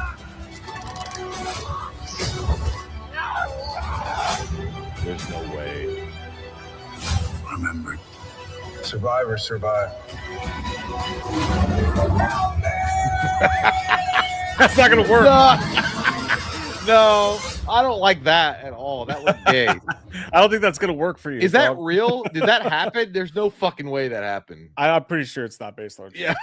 That would. I would think that stomach acid and shit would fucking already annihilate you. Or like, I don't know. I'm just assuming that you would already be dead by the time that the whale.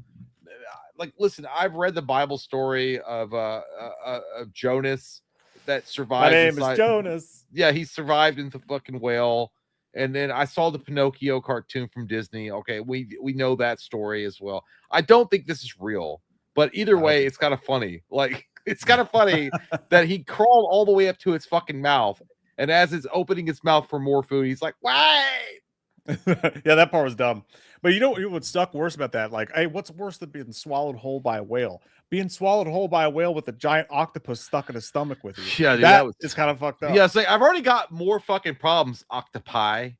I think the worst. I mean, swallowed by an anaconda because it's a lot tighter. There's no. I mean, you're literally just being eaten alive by stomach acid. By the way, I'll be right back. I got to get another vape. I'll be right back. It's like 2 seconds. All right. Oh yeah, I'm kind of torn on that movie, to be honest with you. Like, it's so unrealistic, and like, all right, what happens once he gets in the whale's stomach? Like, we've seen that in the fucking trailer already. The whale swallowing him is the most interesting part, but like the whole time he's in the stomach, it's just gonna be like him surrounded by blubber. Like, oh no, I'm surrounded. It's trying to fucking digest me. You know, I'd be thinking to myself, like, should I just give in and then maybe it'll poop me out before I'm dead? But he's probably not going to poop you out in an hour. How do whales even poop? I don't know. I would try to find the blowhole. I'd try to find I'd crawl to the blowhole and see if it would blow me out of the blowhole. And I'll come shooting out of the water. Maybe that's the end of the movie. He comes shooting out of the fucking blowhole with the water and lands on That's a smart idea. It's like, yeah, where do they blow gas? Where do they fucking blow ass at? I need to go to that area. This is what a chicken nugget feels like in your stomach. When Yeah, you but dude, swallow it whole. imagine that, dude. You get swallowed by a fucking whale. You like that is impossible. Like, hey, it's my first fucking time at SeaWorld. I deep dived or whatever. I want to swim with the dolphins, and I get swallowed by a fucking whale. All right, I'm not a survivor. I'm not trained for this shit, and I'm literally in the belly of a whale. I gotta find their snot bubble. I gotta find their snot hole. I gotta go up. I think I would give up. I'm not a person. No, I'm not going to give up. But I think if I'm swallowed by a whale, I'm probably going to give up. But on top of all that shit that you're trying to survive, right? The stomach acid, the crazy waves and shit, all that stuff, you're trying to survive it. And a fucking octopus tries to like fuck your face while you're trying to do it all. That takes it to a whole different level. All right, but we're not going 4.5 hours tonight. So let's get into you guys and your thoughts. Yeah, you guys have been crazy tonight. Holy shit. We got 423 motherfucking people in here. At one time, we got 450, and then you all were like, oh, this sucks, and you left. But thankful for every single one of you guys, by the way. Thank you for hanging out with us tonight. Going over to Stream Elements Foist. Oh, fuck, where the fuck is KC Microgroove says, hey guys. I meant to say, guys. I'm steering clear of lanterns for now. I've already been spoiled. Yeah, I think everybody fucking was. Some motherfuckers always spilling Loomis's goddamn Asian tea and ruining it for others. Nobody likes it. I did a video on Enema of the State on my page and dedicated it to you. Love both yous too. Oh, thanks, man. Hey, fucking. It sounds like you only love Mike, so go fuck yourself, Micro. Well, you could fuck me. Nobody wants herpes. Nobody. That's what? That's an all-time great album. By the way, Blink-182 has they have a channel called a broadcast channel now. Casey, you might be interested in this, where it just plays all day on YouTube and it just plays different like Blink interviews and videos and stuff. And it got me thinking we should do one of those.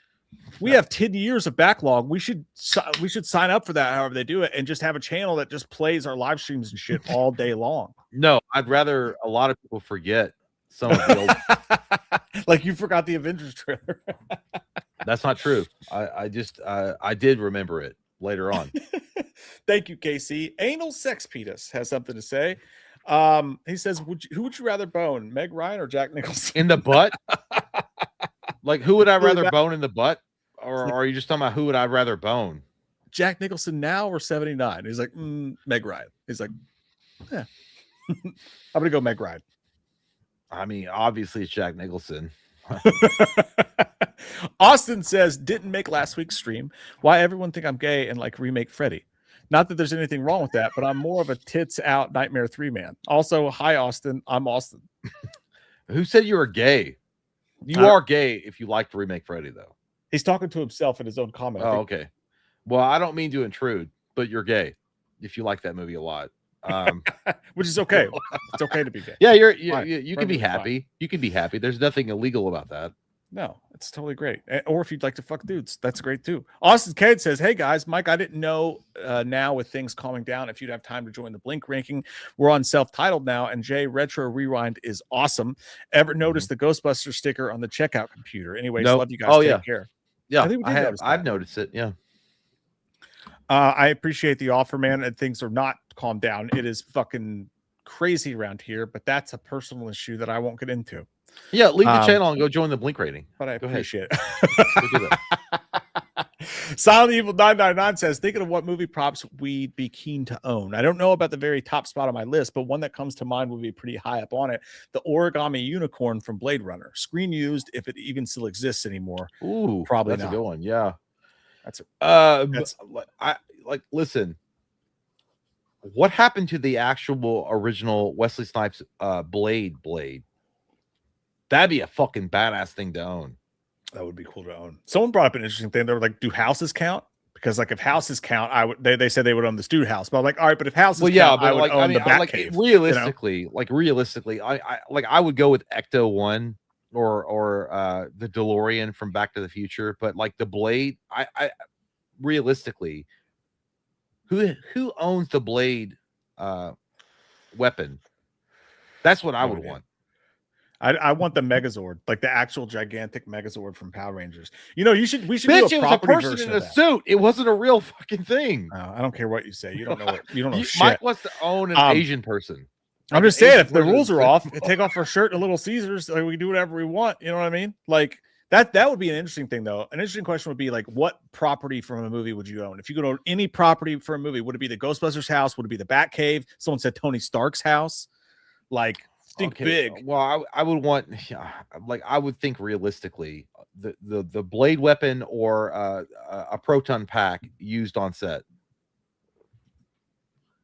Yeah, but I'm talking about houses. Like, whose house would you own if you could own anyone's The house? firehouse from Ghostbusters, because That'd you be could use sweet. the slide. That'd be pretty sweet. Austin says, if you could choose to help people by giving guidance in dreams or kill them Freddy style, with both jobs being needed to maintain balance in the universe, so no guilt's involved, what are you picking? Don't lie, pussy. I think it would be much more fulfilling to help people. But if you got to kill like I said, like pedophiles and shit like that as Freddy Krueger, that would be pretty fun. I'm killing all you motherfuckers, dude. I fucking hate humans, dude. I fucking hate you. Like, dude, I'm killing motherfuckers left and right. Like, kill bad people though, like not good people. Well, I would kill bad people. Yeah, like collateral damage can happen. All right. I mean, yeah, I'll go after the sick individuals first, but then when I get thirsty, I mean, don't stand on the train tracks when the train's coming. You know what I mean? Yeah, you can't. It's like they say, you can't make an omelet without coming alive. Freddy Krueger has the best job, like as far as like being like just to invade dreams and fuck with you, like doing the listen to me. This is a bad pathway. Oh my god. So Keanu Reeves, the class house, the lake house. Jacob says, sup guys, I saw the Green Day movie Nimrods last Friday and was actually surprised how much I liked it. I thought it was a genuinely good movie. Felt like a blend of Sex Drive and Detroit Rock City. Made me remember why I love the band so much. 8.5 out of 10. See, dude, I saw that and like I used to be the biggest Green Day fan. They kind of get on my nerves lately. They're just kind of political, dude. Like I didn't mind the political stuff when they did, but it's every other word. It's every other word. I fucking hate Trump. It's every other fucking word. When they did American Idiot, I didn't mind it. That was one of the great albums of all time. But like now it's kind of like they're sort of weird to me. Like they pretend to still be super punk rock, but they're very, very commercial. Like it's like I saw a photo shoot they did where they were like being like and like making silly faces and shit. And it was like, dude, it just came off as so false. I don't know. Their stock has gone down for me. So I wasn't, but hearing that, maybe I will go see it. But Billy Joel doesn't age. He looks great. Yeah, he needs to cut his hair. Some people say he looks like a lesbian, which is kind of true. Like he does now, but he doesn't age. But He's maybe I will see it. But based on you, Jacob. It is what it is. Silent Evil 999 says, with regards to fictional movie gadgets, hypothetically speaking, if it was for real and actually a functioning device, what would you choose? For example, if it was between a lightsaber and the proton pack, I'm going with the latter. No contest, really. Dude, come on. Are you for real? Oh, you're going for the lightsaber. Okay, yeah. The lightsaber is going to fuck up a proton pack.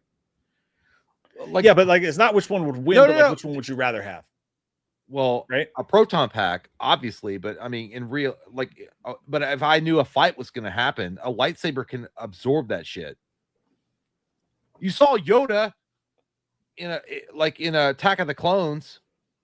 I'm just thinking which one I would want to own, not which one would be like more functional. Well, than a proton pack. Proton pack would be fucking awesome. You'd have to just go shoot it at the sky, though. No, like I would find fucking ghosts. That's fair. I don't know. I'd still go Batmobile because I would drive that fucker. I don't care if I get a ticket or not. Jacob Part 2 says, by the way, you guys seen the Travis Barker documentary that came out? Yeah, I think it's called Fear fucking, what's the name of it? Louder Than Fear. If so, what are your thoughts on it? Turning 27 this Saturday, and I'm going to Top Golf with my buds. Oh, yeah, man. Balls. It's going to be rad. Love you, dude. Dude, I want to go to Top Golf so fucking bad, Jacob. I'm jealous. I've never been. Damn, Jacob, you're fucking rich. I bet you wear a fucking you wear like the sweater vest around your neck when you go to the golf, don't you? You're like, don't worry about it, guys. I have a band. So I'm allowed to be this way. I'm gonna steal that actually. I think for my birthday this year, I want to go to Top Golf. Yeah, I'm stealing it. I'm taking it. But we don't even have a Top Golf. No, we don't. No, there's one in like Louisville, I think, like an hour away.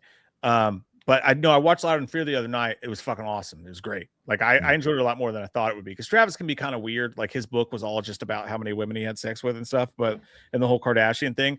But they had a lot of Blink stuff in there. I enjoyed the fuck out of it. I thought it was really well made. I had no idea the plane crash was that bad, dude. It's really, if you guys are interested at all, you should watch it. It's on Hulu. It's totally worth watching. Chris Buston says, hey guys, what are your initial thoughts on David Harbour's claim to Variety that he has the following line in Avengers Doomsday? You are Tony Stark? I didn't know that was a real thing. I don't know. Did you see, by the way, people were saying that Marvel fucked up, that there's two Dooms. If you watch the trailer closely enough, there's a Doom that doesn't have green eyes and there's one that does have green eyes. I don't know, man. Like I know that Marvel is playing revisionist history, and they actually gave out a list of films that you should watch. Specifically, as long as fuck. Well, I mean, and they're acting like they were always setting this up. No, they weren't, dude. Like, here's the thing. Marvel was not setting up Doomsday all along. That's a fucking lie, and you're retarded if you believe that. The fact is, they had it set up for Kang the Conqueror, and because of what happened with that, what was his name? Jonathan Majors, or I don't remember his name. The guy that got in trouble with the law. They had to pivot. And they had to bring back some old school classic characters to make up for the losses that Marvel has been suffering lately. There was no seeding that was happening in earlier films at all. That's all bullshit. It's all bullshit. I hate when Marvel does this, dude. Like, I'm excited to see Doomsday, but don't act like you guys were setting this shit up. Like you guys were not that smart. You guys, they're just up. Like. You guys fucked up early on, and then you're like, we're trying to make up for it. Yeah, they're like, Shang-Chi's in the movie, so you have to watch the Shang-Chi movie. I'm like, nah, I'm not gonna watch the Shang-Chi. There was zero. Like, yeah, I can look at Age of Ultron. I can watch that movie, right? I can watch Iron Man 3 and Avengers Age of Ultron and be like, oh, well, right there was when Tony Stark was like, oh shit, I should be doomed. Yeah. Dude, I hate that shit so too, stupid. dude. It's so fucking dumb. Yeah, it's a movie. I shouldn't need to watch 14 fucking movies to go watch your movie and be entertained. That's silly to me. Man Tomorrow says, what's up, Mike and Jay? I hope you guys have a good week. Thanks, buddy. He said, I have a lot of thoughts on Lanterns, but I won't spoil anything. I've seen a theory, though, that the Apple shooting will connect to the 2026 scene, if you know what I mean. Love you, Mike and Jay. Oh, what? That could be dark. What does that mean? I'm thinking something. I can't say it because no, go ahead. Go ahead. No, say it. No, I'm not gonna say it. It would spoil it for people. It won't I'm not gonna say it. No, it won't spoil it. It literally, I know what I'm talking. You don't know what I'm thinking. I know what I'm thinking. It'll spoil it. So I'm not gonna say it. But it might not connect at all. It might not. But if I explain it, then it'll just trust me. If I explain it, it's a spoiler, and it's probably far out there anyway. I think Lanterns was a pretty good show. The episode 1 was pretty good. Yeah, I liked it as well. Percy says, hey guys, which do you all get more hate for? Loving the Snyderverse or not being the biggest Chucky fans? Definitely Snyderverse. Snyderverse all day long. Yeah, all day no long. one really gives a fuck about They- Chucky for the most part. Like, dude, Man of Steel is one of the greatest superhero origin stories of all time. It just is. To this day. And It they just aged is. well. Who wins in a turf war, the Godfather family or the Soprano family? I feel like you asked this before, but I think Soprano wins. They get down and dirty. They get nasty. Yeah, I think I'm gonna go Sopranos in that one as well. Mm-hmm. Can you tell the story where y'all kissed to get two girls to kiss? That's You said that wrong. That's not how that went. No, it wasn't like a full-on kiss. Our lips touched for 5 seconds, and yeah, and it wasn't two girls. It was our wives, and they did it, and it was fine. Yeah, it was a good trade. It's a good trade, and that was years ago. That was years ago, long time ago. D from Dum Dums says kill reboot remake Halloween 4, Halloween 6, Halloween 2018. Choose wisely. Kill. Oh, that's tough.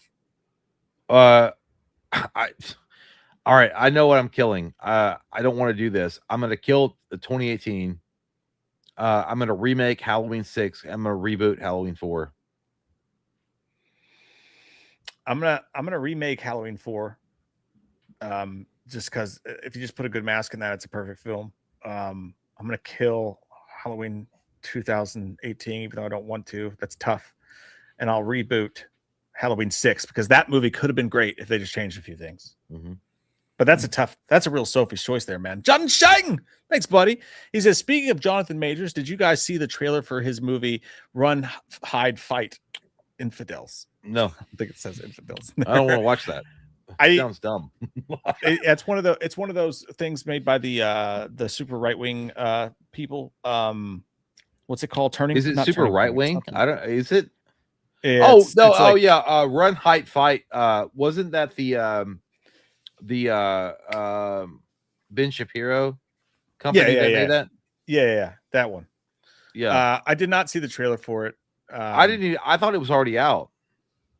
I thought it seems like they've been talking about it for years. Yeah, I thought that was honestly. like years ago. I thought that movie already came out. We saw a trailer for something like that actually wasn't like good, it's a school shooting or something. Yeah, which is dark That's subject. weird. Yeah, I wouldn't do that, but yeah. Scotty Boots says night walking, tuning in as usual. I just posted a video of me playing the Obsession theme. It's 1 minute and 30 seconds long. You should check it out. It's on my YouTube Shorts. Scotty Boots, thanks for the company. Everybody, check out Scotty Boots. I can't even think of the Obsession. You're just walking around at night because you want to. I go walking in my tights. I guess, man. In the middle of the night. Fuck yeah, right on, dude. That completes for now our stream Elementos. If you want to get into the we're gonna jump over here onto the YouTube side and we're gonna talk about it really quick. We've got Jeremy Shelley coming in at $5 saying, Mike, I sent you an email about the fantasy football draft. Jeremy Shelley, show me your TDS. Oh, you gotta respond to that, Jeremy.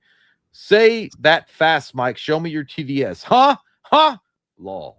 Show me it. Show me your TDS. Show me your TDS. Show me your TDS. What now?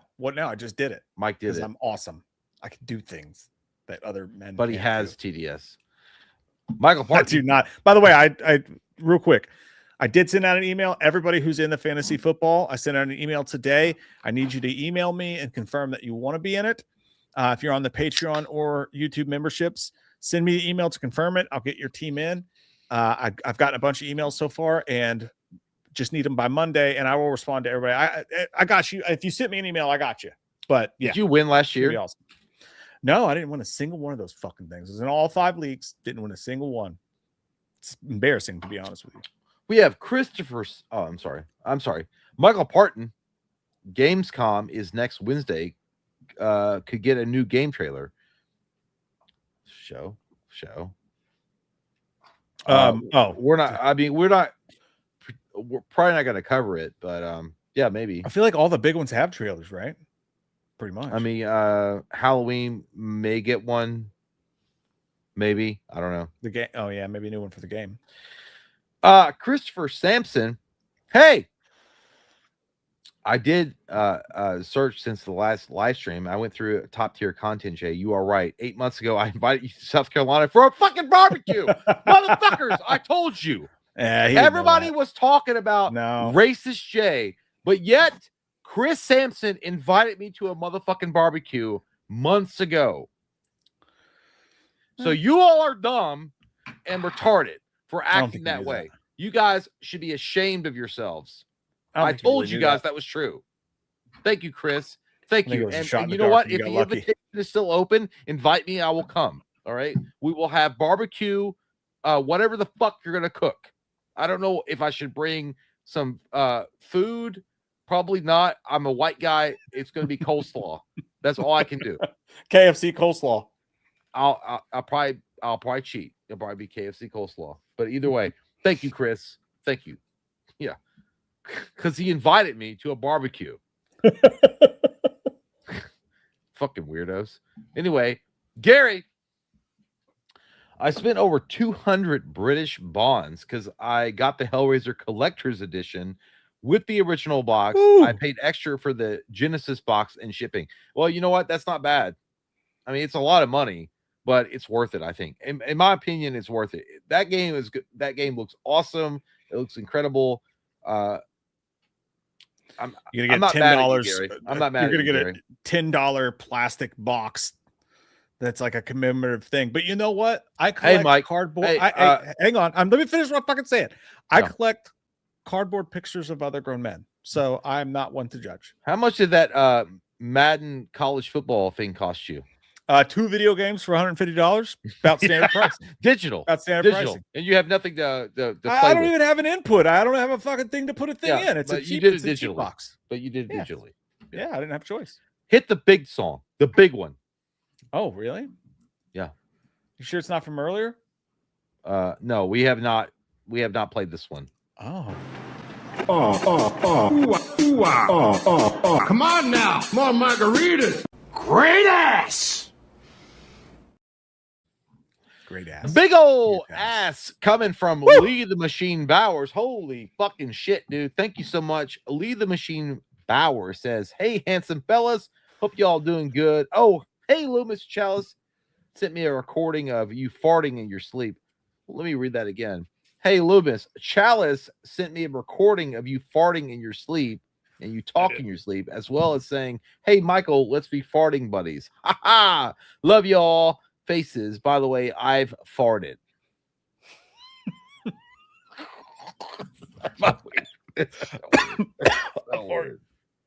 I did. I sent a video. I recorded it right after our sexual session,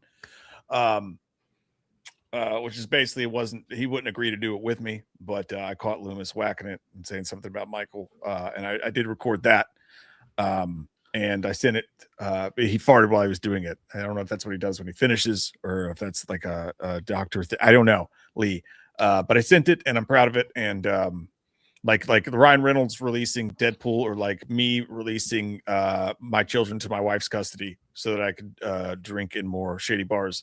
I did release it, and I'm proud of it. And first off, he didn't catch me doing anything. I was churning butter in my goddamn you were churning butter already. I was churning butter. Shut your goddamn mouth and let me talk now for 5 seconds. Go ahead and drain your fucking lips with goddamn alcohol, because that's what you are. You are a goddamn champion of alcohol. Shut your goddamn mouth. I was churning butter. Not Asian tea in those cups. Shut your goddamn puppy's lips. I was churning my own butter.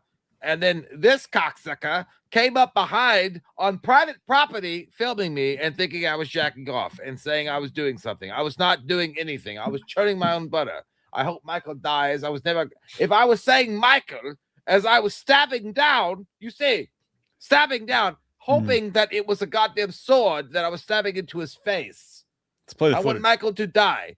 This nasty boy right here that probably frequents on Blue Sky, Dr. Chalice, MD, I question if he has an actual goddamn license. I don't. I was not doing anything remotely disgusting.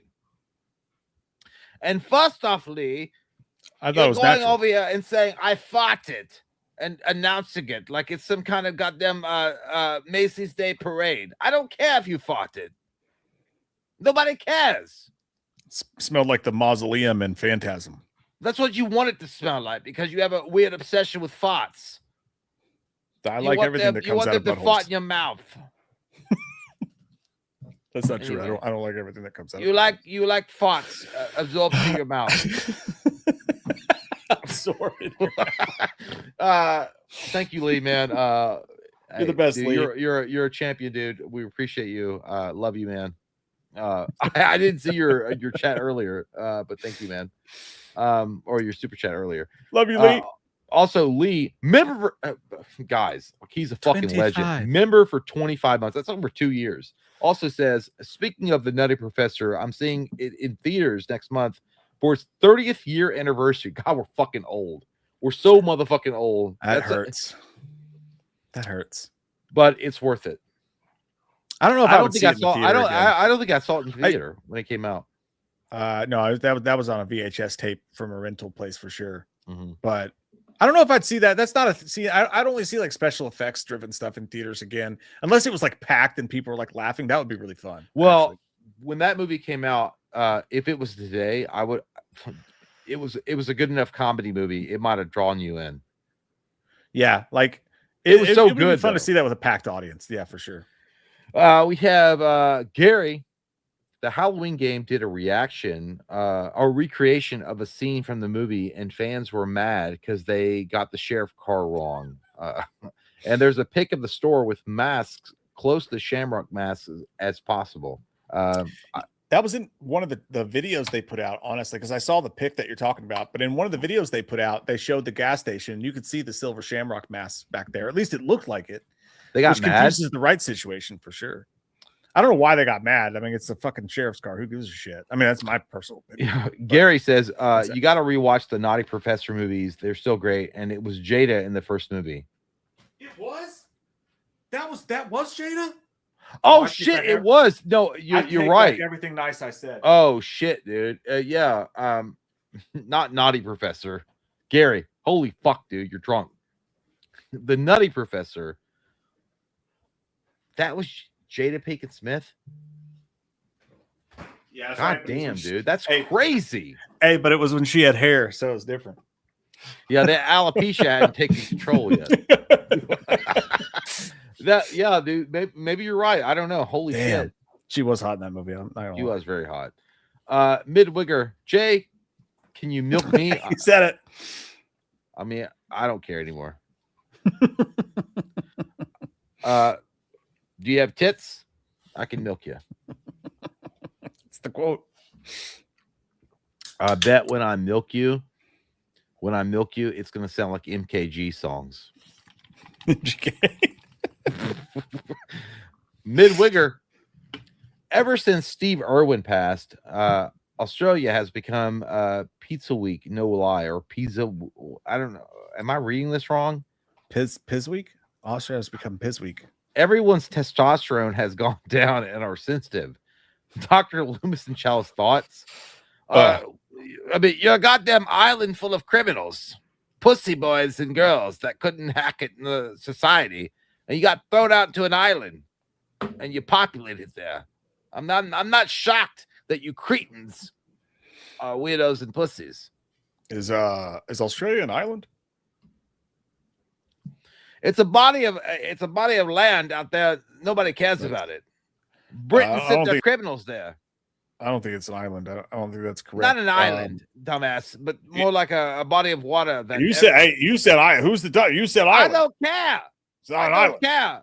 A body. Learn your geography. It's a body of land in the middle of the ocean. I like it when a girl has what you call a landing strip. It's like a, it comes. It's like a line. It's not the full bush, but it's like a line, and then it comes down, and then you study it because I'm a doctor. But yeah, I like Australian men and women. Elton John. Elton John's from London, you dumbass. Chris Christopherson. Very attractive men. And I'd love to sleep with their stepdaughters if they ever passed away.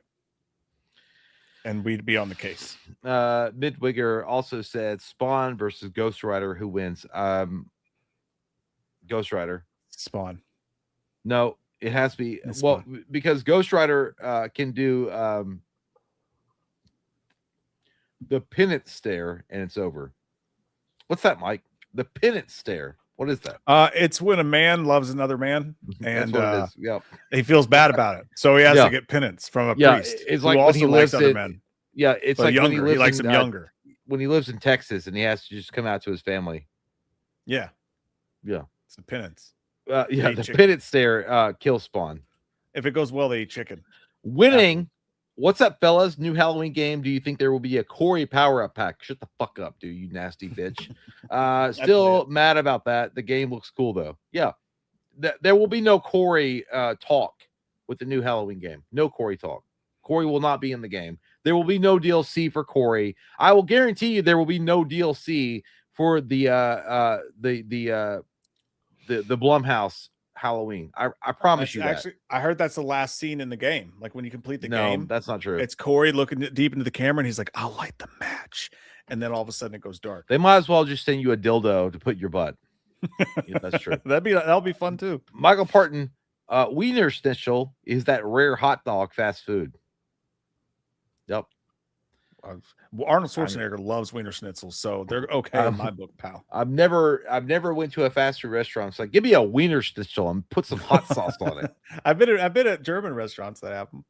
Gary says, yeah, as a Brit, I could taste all the chemicals in your food.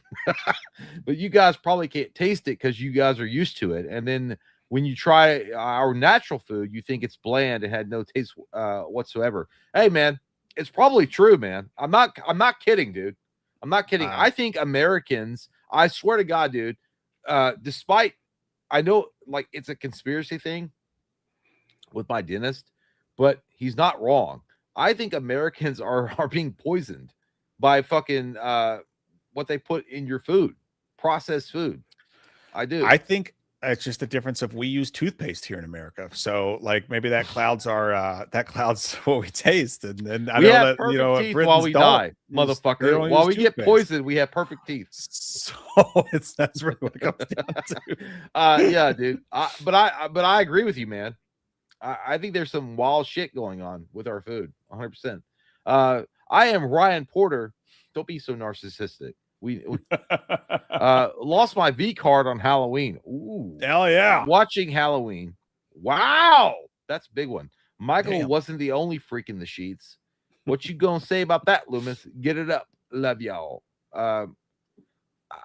I personally will say that you were a small bullied child that rode the short bus for multiple years, and then what happened is that some strange girl with black lipstick told you, "Hey, you're cute. Come to my house.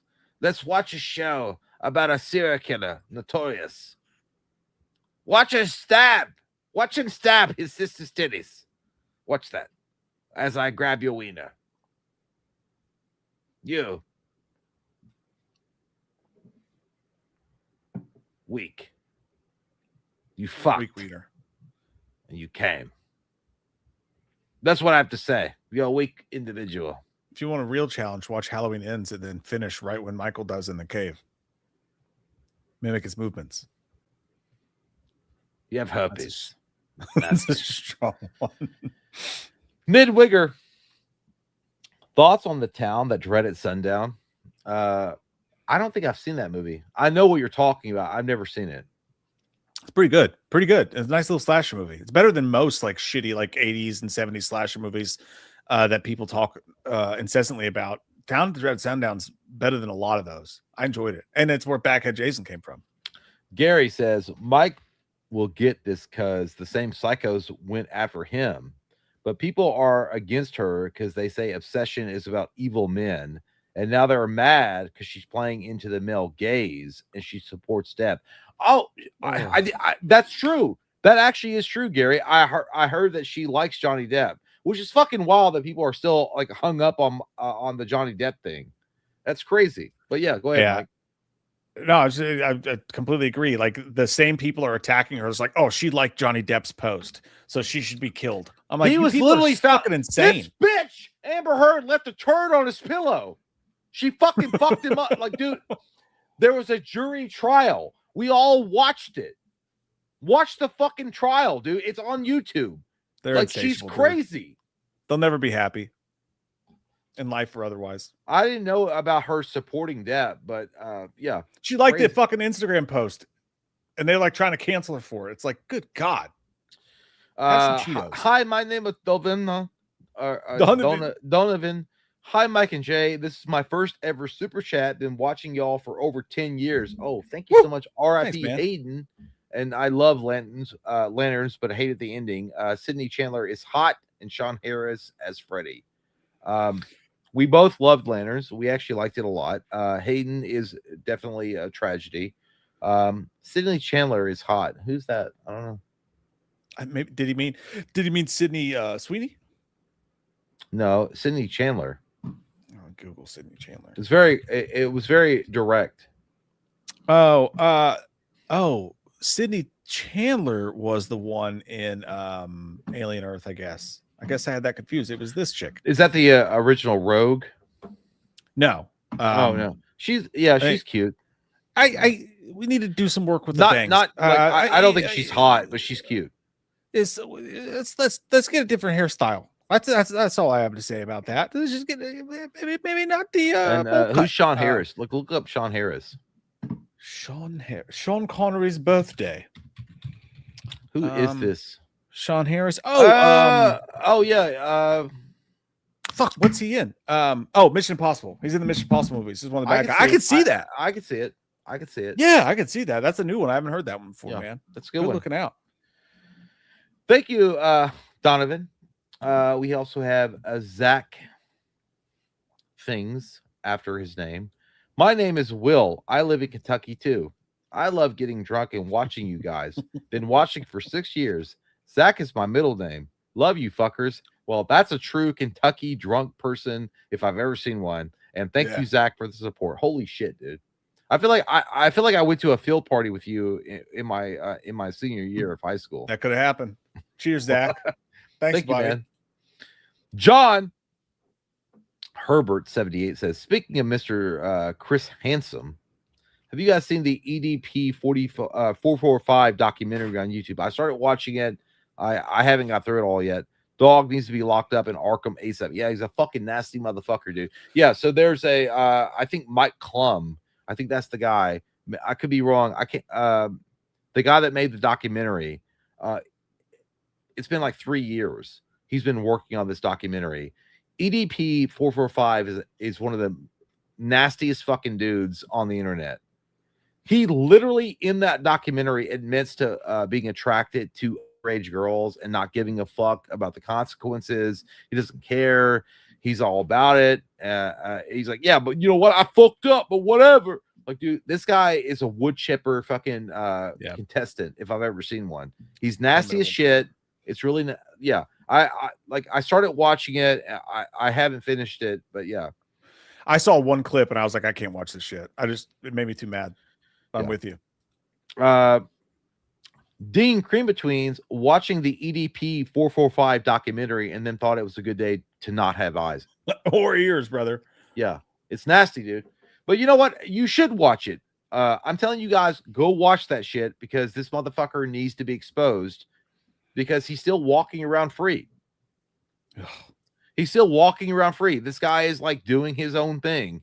He's whatever, dude. Like, I did this shit. I'm attracted to fucking 10-year-olds. I'll fuck them. I'll fucking take. Like, this guy is literally on record. Don't clip that. Saying in the documentary he'll take their innocence because he wants that. He wants to fucking fuck their innocence. That's what he says. He's a nasty motherfucker. Like, dude, this guy should be in fucking prison. See, that's the thing. If I was Chris Hansen in that interview, I would have a shiv and I would kill him on camera.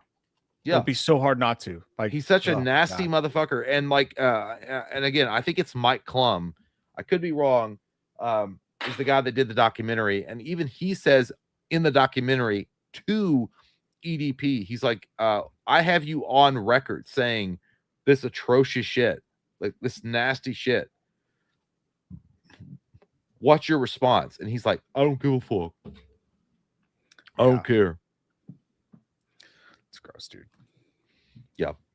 Wade's Movie World. Well, the much debated Wham. No. The legendary Wham. Hey, the feast is done. We appreciate you, dude. It's like I saw a lot of people saying the last stream that we did, the 4.5 hour one where we were like fucking blitzed. They're like legend stream. Yeah, because people love a fucking train wreck, dude. Like, yeah, people you love a train watching wreck. that shit. Like, yeah, I'm gonna keep throwing money at that shit to keep that shit going. That's what I want to. That's what I want to know. Fuck It's that. not a talent thing; it's a tragedy. No, yeah. Zach, this is Will the Drunk. Love you two. Been watching for 6 years. Hey, actually appreciate says it, your man. name's Zach. Jake so and I have some silly Slenderman shit. I mean, yeah. I love getting drunk while watching you guys. I'm a loser. Seriously, you two are awesome. You're not a loser, dude. Like, Not what the a loser, fuck man. does that mean? You just like to have a couple beers with the boys. That's all right. That's all right. First off, Zach, me gonna say this. You named after me favorite character in Saved by the Bell, Zach Morris. And Zach Morris wasn't a loser. Zach Morris was the guy that got up every morning and he was late to school. He was late to the school and he would show up and they'd be like, "Oh, Zach, you late." He'd be like, No, it's fine.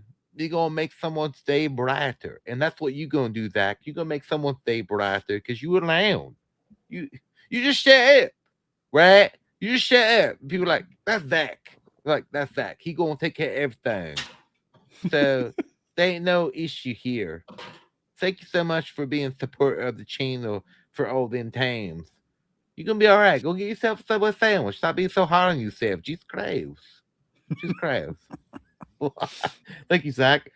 We have Robin Barker. Member for 26 months. Holy shit, man. Over 2 years. Holy fuck. With new Friday the 13th, A Nightmare on Elm Street, Scream still surviving, and a new Halloween in 2 years, the big slashers seem to be doing well. What horror franchise needs to be revived? My vote is Phantasm remake. I swear to God, you're going to think I'm lying, but when I was reading that, I didn't see the second part of it, and I thought first thing that popped in my head was Phantasm. First thing, but it's impossible because you're not going to find another Angus Scrimm anywhere. Maybe like a Michael Shannon or something like that. It'd be so hard to pull off, but if they could pull that off, Phantasm's so good, dude. And like the sequels actually have really great shit in them. But if you had someone that had a little bit more of a budget, they could have been really, really special. Now that could be, it could end up being dog shit, but I would love to see it done right. Phantasm could work. I think they should focus on no, not that one. I'm gonna say Maniac Cop, but that would be a weird one. That'd be supposed to be a remake of that. I think Nicholas Winding Refn was supposed to do one. People are gonna be like that. They've already done it, but I think a real attempt to revive Child's Play for the theater. For the theater, that fucking doll will never be scary. No, I know. I know that, but I'm just saying, like, not putting it on TV, not giving it. I mean, no, they did do the remake. Jay, what the fuck are you talking about? Smack your face. They did it in 2019. No, smack my face. Smack my bitch up. No, it's Hellraiser. Firestarter. Hellraiser. Hellraiser. That's it. They fucked that shit around on Hulu. That was a terrible adaptation. They changed the lore. It was fucking awful. Redo Hellraiser. Fuck my face. I'm sorry. That was so stupid of me. Right there, the demon of the alcohol was trying to invade my mind and control my thoughts. No fucking way is what I said. Hellraiser. Remake Hellraiser. Let's go. Fucking dumbass. Fucking stupid. Where are we at? Okay, right here. Beat your dick up later. I'm gonna fucking kill it. It's gonna come for 3 days. Austin says Child's Play has my favorite line of any horror movie. I'm gonna get you and I'm gonna get Eddie no matter what. It's the intensity I respect. Dude, we talk shit about it, but Brad Dourif's voice is fucking the first legendary. one was great. Yeah, the first one. Yeah. Austin, member for 4 months, we appreciate you. Hello, Austin. I'm Austin. Soon we'll have an army. Okay, well, you guys work on that, and we'll see what happens. They will need one of us in the wreckage, brother. That's true.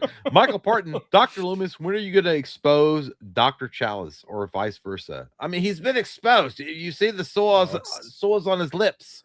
I'll expose He's a myself hopey, right now. infected, nasty doctor. He doesn't care about HIPAA. He doesn't care about any of that. He cares about Hippopotamus. fucking. No, he cares about fucking ladies that come to his goddamn urgent treatment center. I do care about That's fucking what he ladies who cares come. about. Or men. That's or important. whatever. He is a nasty monkey going from wiener to wiener or pussy to pussy. Look I like at it when the they come- sores on his mouth. I like when they come, but not when they come for child support payments. You know what I mean? You say locked up, locked up, Yeah. locked up. Doctor, Locked up no, raw. not even doctor. Locked Judge up Judy. raw. Locked Judge up raw. Judy, come here and judge him. Tyler Mickenturf sent you boys a package over a week ago to the P.O. box, but forgot to put a note in or my first name. If you give me a slight heads up before opening, I can tell you what goes to who. Love you guys. Tyler, Oh, well, email good me. idea. We watched the movie 2@gmail.com. I'll head to the post office box tomorrow. I'll make sure I pick it up, brother. Yeah. Thank you. Augustus Alexander, what are both of your thoughts on Brian Fuller saying they have the full rights to Friday the 13th for the Crystal Lake series? I didn't know that happened. I don't know. Yeah, they said so. It wasn't technically Brian Fuller because he's not involved with it anymore. It was taken over by Brad Caleb Kane, but the lawyer who was involved, I think it was Mark Tobleroff, said that they had rights. They had the access to anything that they needed to use for some reason with this That's a TV bold series. that's a bold statement, Cotton. Let's see how it plays out. Yeah, they've chosen to make most of it about Pamela anyways. But yeah, there's a chance towards the end of that season we might be able to see full regalia Jason, although I don't know if we will. There's no fucking way. I think it's insane if you have those rights to not use them to do Jason. Oh, I mean, fuck why? me Yeah, in the exactly. beans. Why? Like, Why wouldn't the whole show be about Jason? Insanity. Ryan Barker. Hi, Mike and Jay. Love you guys. Hey, we love you. Thank you so much, Too, Robin. buddy. Thanks, Robin. Milky Joe. Hey, Australia is an island, Mike. Well, I fucking know. I'm not dumb. Nah. Milky Joe just said go fuck yourself, Mike, on an island in Australia. That's a really big fucking island. Just like his mother's really big. No, I'm just kidding. I'm sorry. Not yours. I said his. All right. That's a girl. I apologize. No, that's not a girl named Milky Joe, dude. What is wrong with you? Jesus Look at Christ. her PFP. Yeah, it's a dude who put a picture up of his ex-girlfriend who dumped him for a hotter guy. That's not who that person is. Is that who you are, Mickle? Is your name Josephine? Milky Joe. Don't are you ever Milky correct me Josephine? again, Milky Joe, or I'll milk your Joe. Papa Hades, you guys will be interested to play Outlast Trials. I don't know what that is, Pop Hades, but I love you and I love your name and I love the way you taste. Yep. Jeremy Shelley. Jay, when you guys did your Halloween Ends review, I was laughing so hard, bro. I knew you were pissed, man. I rewatched it the other day. LMAO, I felt your pain. Yeah, it fucking sucked, dude. I fucking sucked. And I was trying to be like, I want to be like, I want to have a conversation. I want to be diplomatic about this, but it did suck ass. It did. I maintain that it's not that bad of a movie. It just sucked for what it was supposed to be. But as a movie on its own, not bad. Your report card sucks right now. Your dick hasn't tastes well in your mouth. A really long time, and I can tell. Yeah, I know. Dean Cream-Betweens, love you, fucks. 2 more months till Halloween Horror Month 2026. Dude, you guys are going to be blown away by what we have cooking. We have some good shit cooking. Oh, you have no idea. And you Mike have no White, idea what sweet suppers come for you. Mike White, by the way, I'm not mad at you, dude. You could text me your updates. You could text me your updates. It's fine. But Mike White has spent like a small fortune on making dreams come true. It's gonna be, dude. It's gonna be so. I good. know. It's gonna be so good. Well, you know what really sucks is like he'll text me stuff and he'll show me what he's doing, and then I'm like, well, I mean, I'm not doing that. Like that's cool, but I'm just gonna show up and do my thing. You know what I mean? And then I that's so funny because I told him that I was like, the best way to work with Jay is to not plan anything at all, because whatever you plan, he'll just go off the script. No, I'm gonna go off the script. No, I'm gonna go off the script, but I'm not like that's amazing, dude. Like you're fucking like doing this shit. Like what he has said, it's gonna be, dude. It's gonna be so good. I know, it's gonna be so good. But then there's a part of me of like don't test my crane kick from Karate Kid. Because I'll crane kick the shit. I will fucking I don't have a plan with my hands. I don't. It's gonna be. I have great feelings about what we're gonna do with Mike. It's gonna be fun. No, it's gonna be fun. So and Oh like again, I'm not. But yeah, it's gonna be great, dude. Halloween Horror Month 2026 is gonna be one for the books. Yeah. Wait do you guys hear our intro? It's fucking. Hi, my name is. My name is what? My name is Donovan. A tier ranking list for canceled horror movies. Well, that could be a future video. Great idea. Yeah, that would be fun, dude. Mm-hmm. That'd take a lot of research. Halloween alone has like 20 goddamn crazy but that'd be fun. That's a good idea. Zach, ignore the Zach shit. My name is Will. What the fuck? Who are you hiding from? Jay, just say your fucking name, Zach. Jay, Will. can you give me some more Slender Man? You said Cinder Man. There is no Cinder Man. Actually, my name's Jim Jekyllheimer Smith. Me would give you a lot more Slender Man, except that you hide behind a fake name, fake. We don't know your name. Your name is Will. My God. Your name is Will, but you present yourself as Zach. What you hiding behind? Why are you doing that? Though? Dumpling. Just you like dumplings? You like them? Me don't know, Zach. Me don't know Will. I mean, your name is Will. But you say Zach Cruz. What you want me to say to you? Stop being real in real life. How about that, Will? So stupid. I don't know. And then Milky Joe. I am a female. Milky Joe is from the Mighty Boosh. I knew it. And she's a very nice looking lady. What? Hey, what was that, Jay? She's a very nice looking lady. Very nice looking. What? She's a nice looking lady. You dumbass. I don't believe you. You're a dude. That's a guy, and Milk and Joe's a guy who likes to get milked. His name's Joe.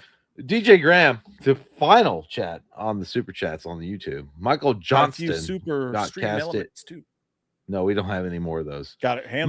No, we're not doing that. Oh, Michael yeah, Johnston got casted in the Mummy 4 with the OG cast. Who's Michael Johnston again? That sounds very familiar. Fucking name. By the way, I'm just kidding, Joe. Good for you. It's a bear from Obsession. Oh, okay. Well, he sucks, but okay. Nice. He got in there. I mean, he did. It's great. Did they do a Make-A-Wish thing, or is that like? Yeah, make a wish. Because I mean, you have to make a wish. Yeah, that's what it is. Ding ding. The wishbone. The wish of weeping willow.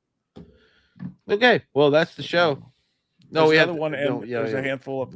Jesus Christ, Jay. Austin says, Jay, do you know if Rob Liefeld is a bad guy? I see people giving him a lot of hate online now, but I can't tell if he's just an old man getting trolled. P.S. You look good tonight. So this guy's giving a compliment. You're talking shit about him. Thank you, Austin. Yeah, because I put effort in tonight. And thank you. I did my best. He shaved his bush. No, I know you're talking about Rob Liefeld. Yeah, Rob Liefeld is the guy that supposedly made Deadpool, but there's a lot of controversy around whether or not he was alone in making it. I don't think Rob Liefeld's a bad guy. I think he's I don't think he can draw comics worth of shit. I think he I think he came in on the Todd McFarlane wave back in the day and made a lot of money when Image launched with Youngblood and whatnot. I don't know if he said, I don't know. I don't think I think people get dumb about that shit. Like so here's the thing. Rob Liefeld is asked on TikTok or YouTube or whatever, like, who wins in a fight, this particular character or this particular character, and like, he'll give his opinion as a comic book artist and writer. And I think he pisses off a lot of people. He's sensitive. He blocked me on Twitter for agreeing with him once. He did? Yeah, I agreed with him, and he blocked me. I was like, "What the fuck? Well, what did I do?" I don't know what his politics are. I mean, he seems like your red shirt is like really loud right now. Maybe that's the problem. That could be the problem. Yeah, your red shirt's really loud. Happening. Yeah. Also, Zach says it's Will again. I love you guys so much. More Slender Man. Zachariah Willestein, the hopping fucker. Listen to me, Zach, aka Will. Me can't give you much more. What you want me to do? Just keep talking to you and things like that? Like, go live you life. Wake up in the morning and be like, yay, me alive. What me gonna go do today? There's so much to do. Because the world's alive and well. I mean, happy birthday, Will.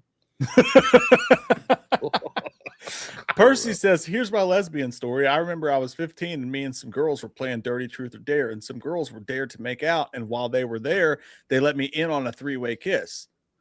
You're a girl? No. I think he was saying that he was around lesbians. I've done 3-way kisses before with girls, and it's very awkward. It's very like it doesn't make any sense. A kiss was not meant for 3 people, you know.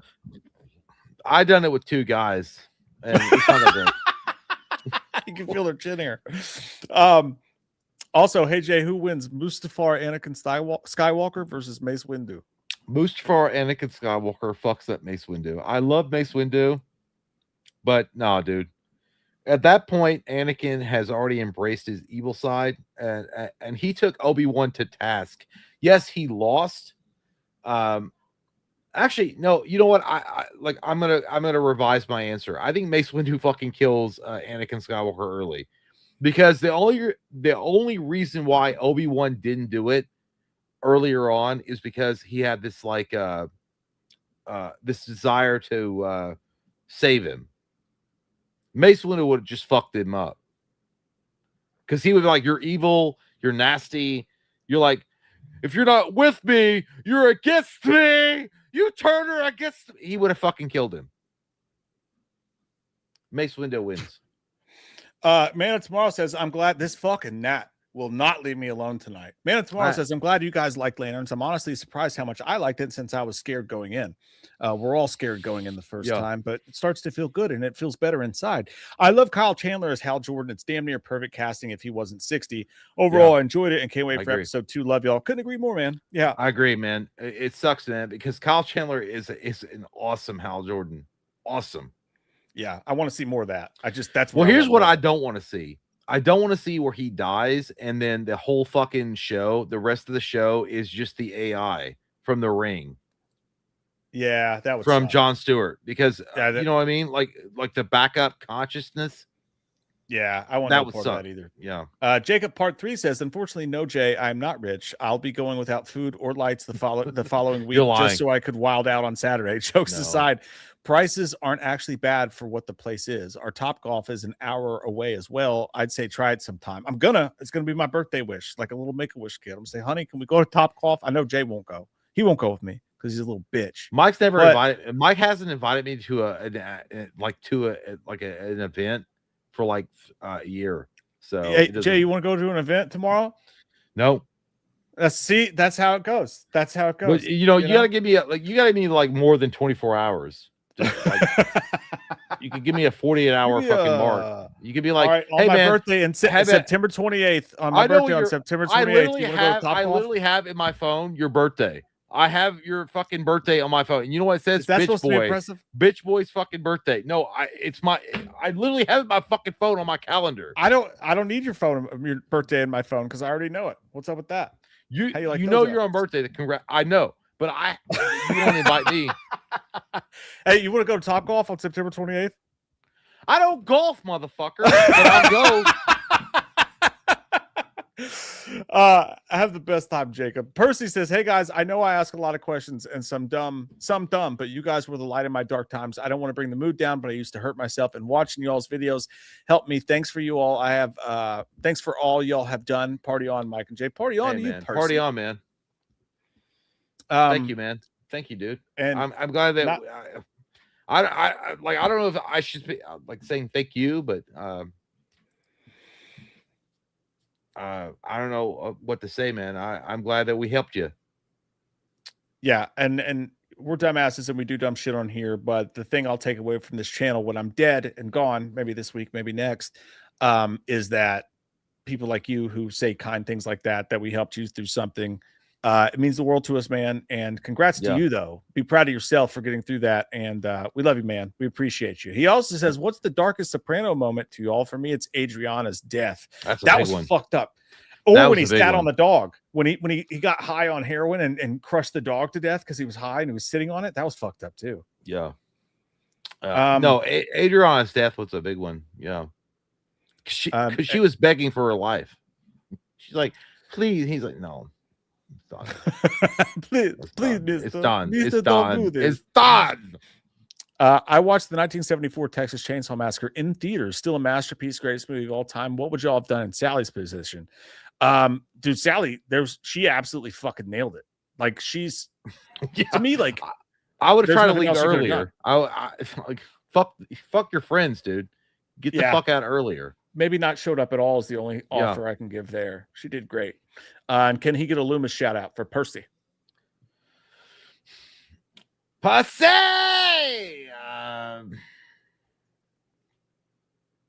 How you doing? I don't know. Hope you're doing well. Like, I guess. Your name is Percy. Are you a demigod? I don't know. Percy Jackson and the Olympians. I've read the book. That's it. Ray, when someone asks you if you are God, you say yes. Judge Sheng, Mike kind of looked like a Team Fortress character in those colors. What's Team Fortress? You look like a buff, like nondescript dude that nobody cares about. What? Oh, you say such hurtful things. I wish I cared. No, that's what it would hurt my feelings. Team Fortress. I don't know what this is, but this is. You hear that? Team Fortress. This is what I look like. It's just a red shirt, man. It's just a red shirt. No, dude, you're that. There's a lot of red. No, dude, you're that first one on the far left, right there, with the minigun on the far left. Yep. Oh, you calling me fat? Is that what you're saying? He's not fat, dude. He's just like a guy that's like holding a minigun. He's a burly guy. He just does what I'm sorry, I wore a red shirt. It's a red shirt. All right. I like the shirt, actually. Last little bit. Yeah. It's Will again. You already read that, idiot. No, I didn't. Yeah, that's a new one. Is that? Did he say it again? Bitch, it's a new one. Oh, he did say it again. Yeah, you're right. It's Will again. Please, more Linderman, Jay. That's crazy. Zach, me going to say this with the utmost heart. Stab. I love you, Stab. Midwigger says, y'all still live? Fuck yeah, let's go, my wiggers. First off, you're playing games right now, and I do listen to Eminem sometimes. Yeah, it's true.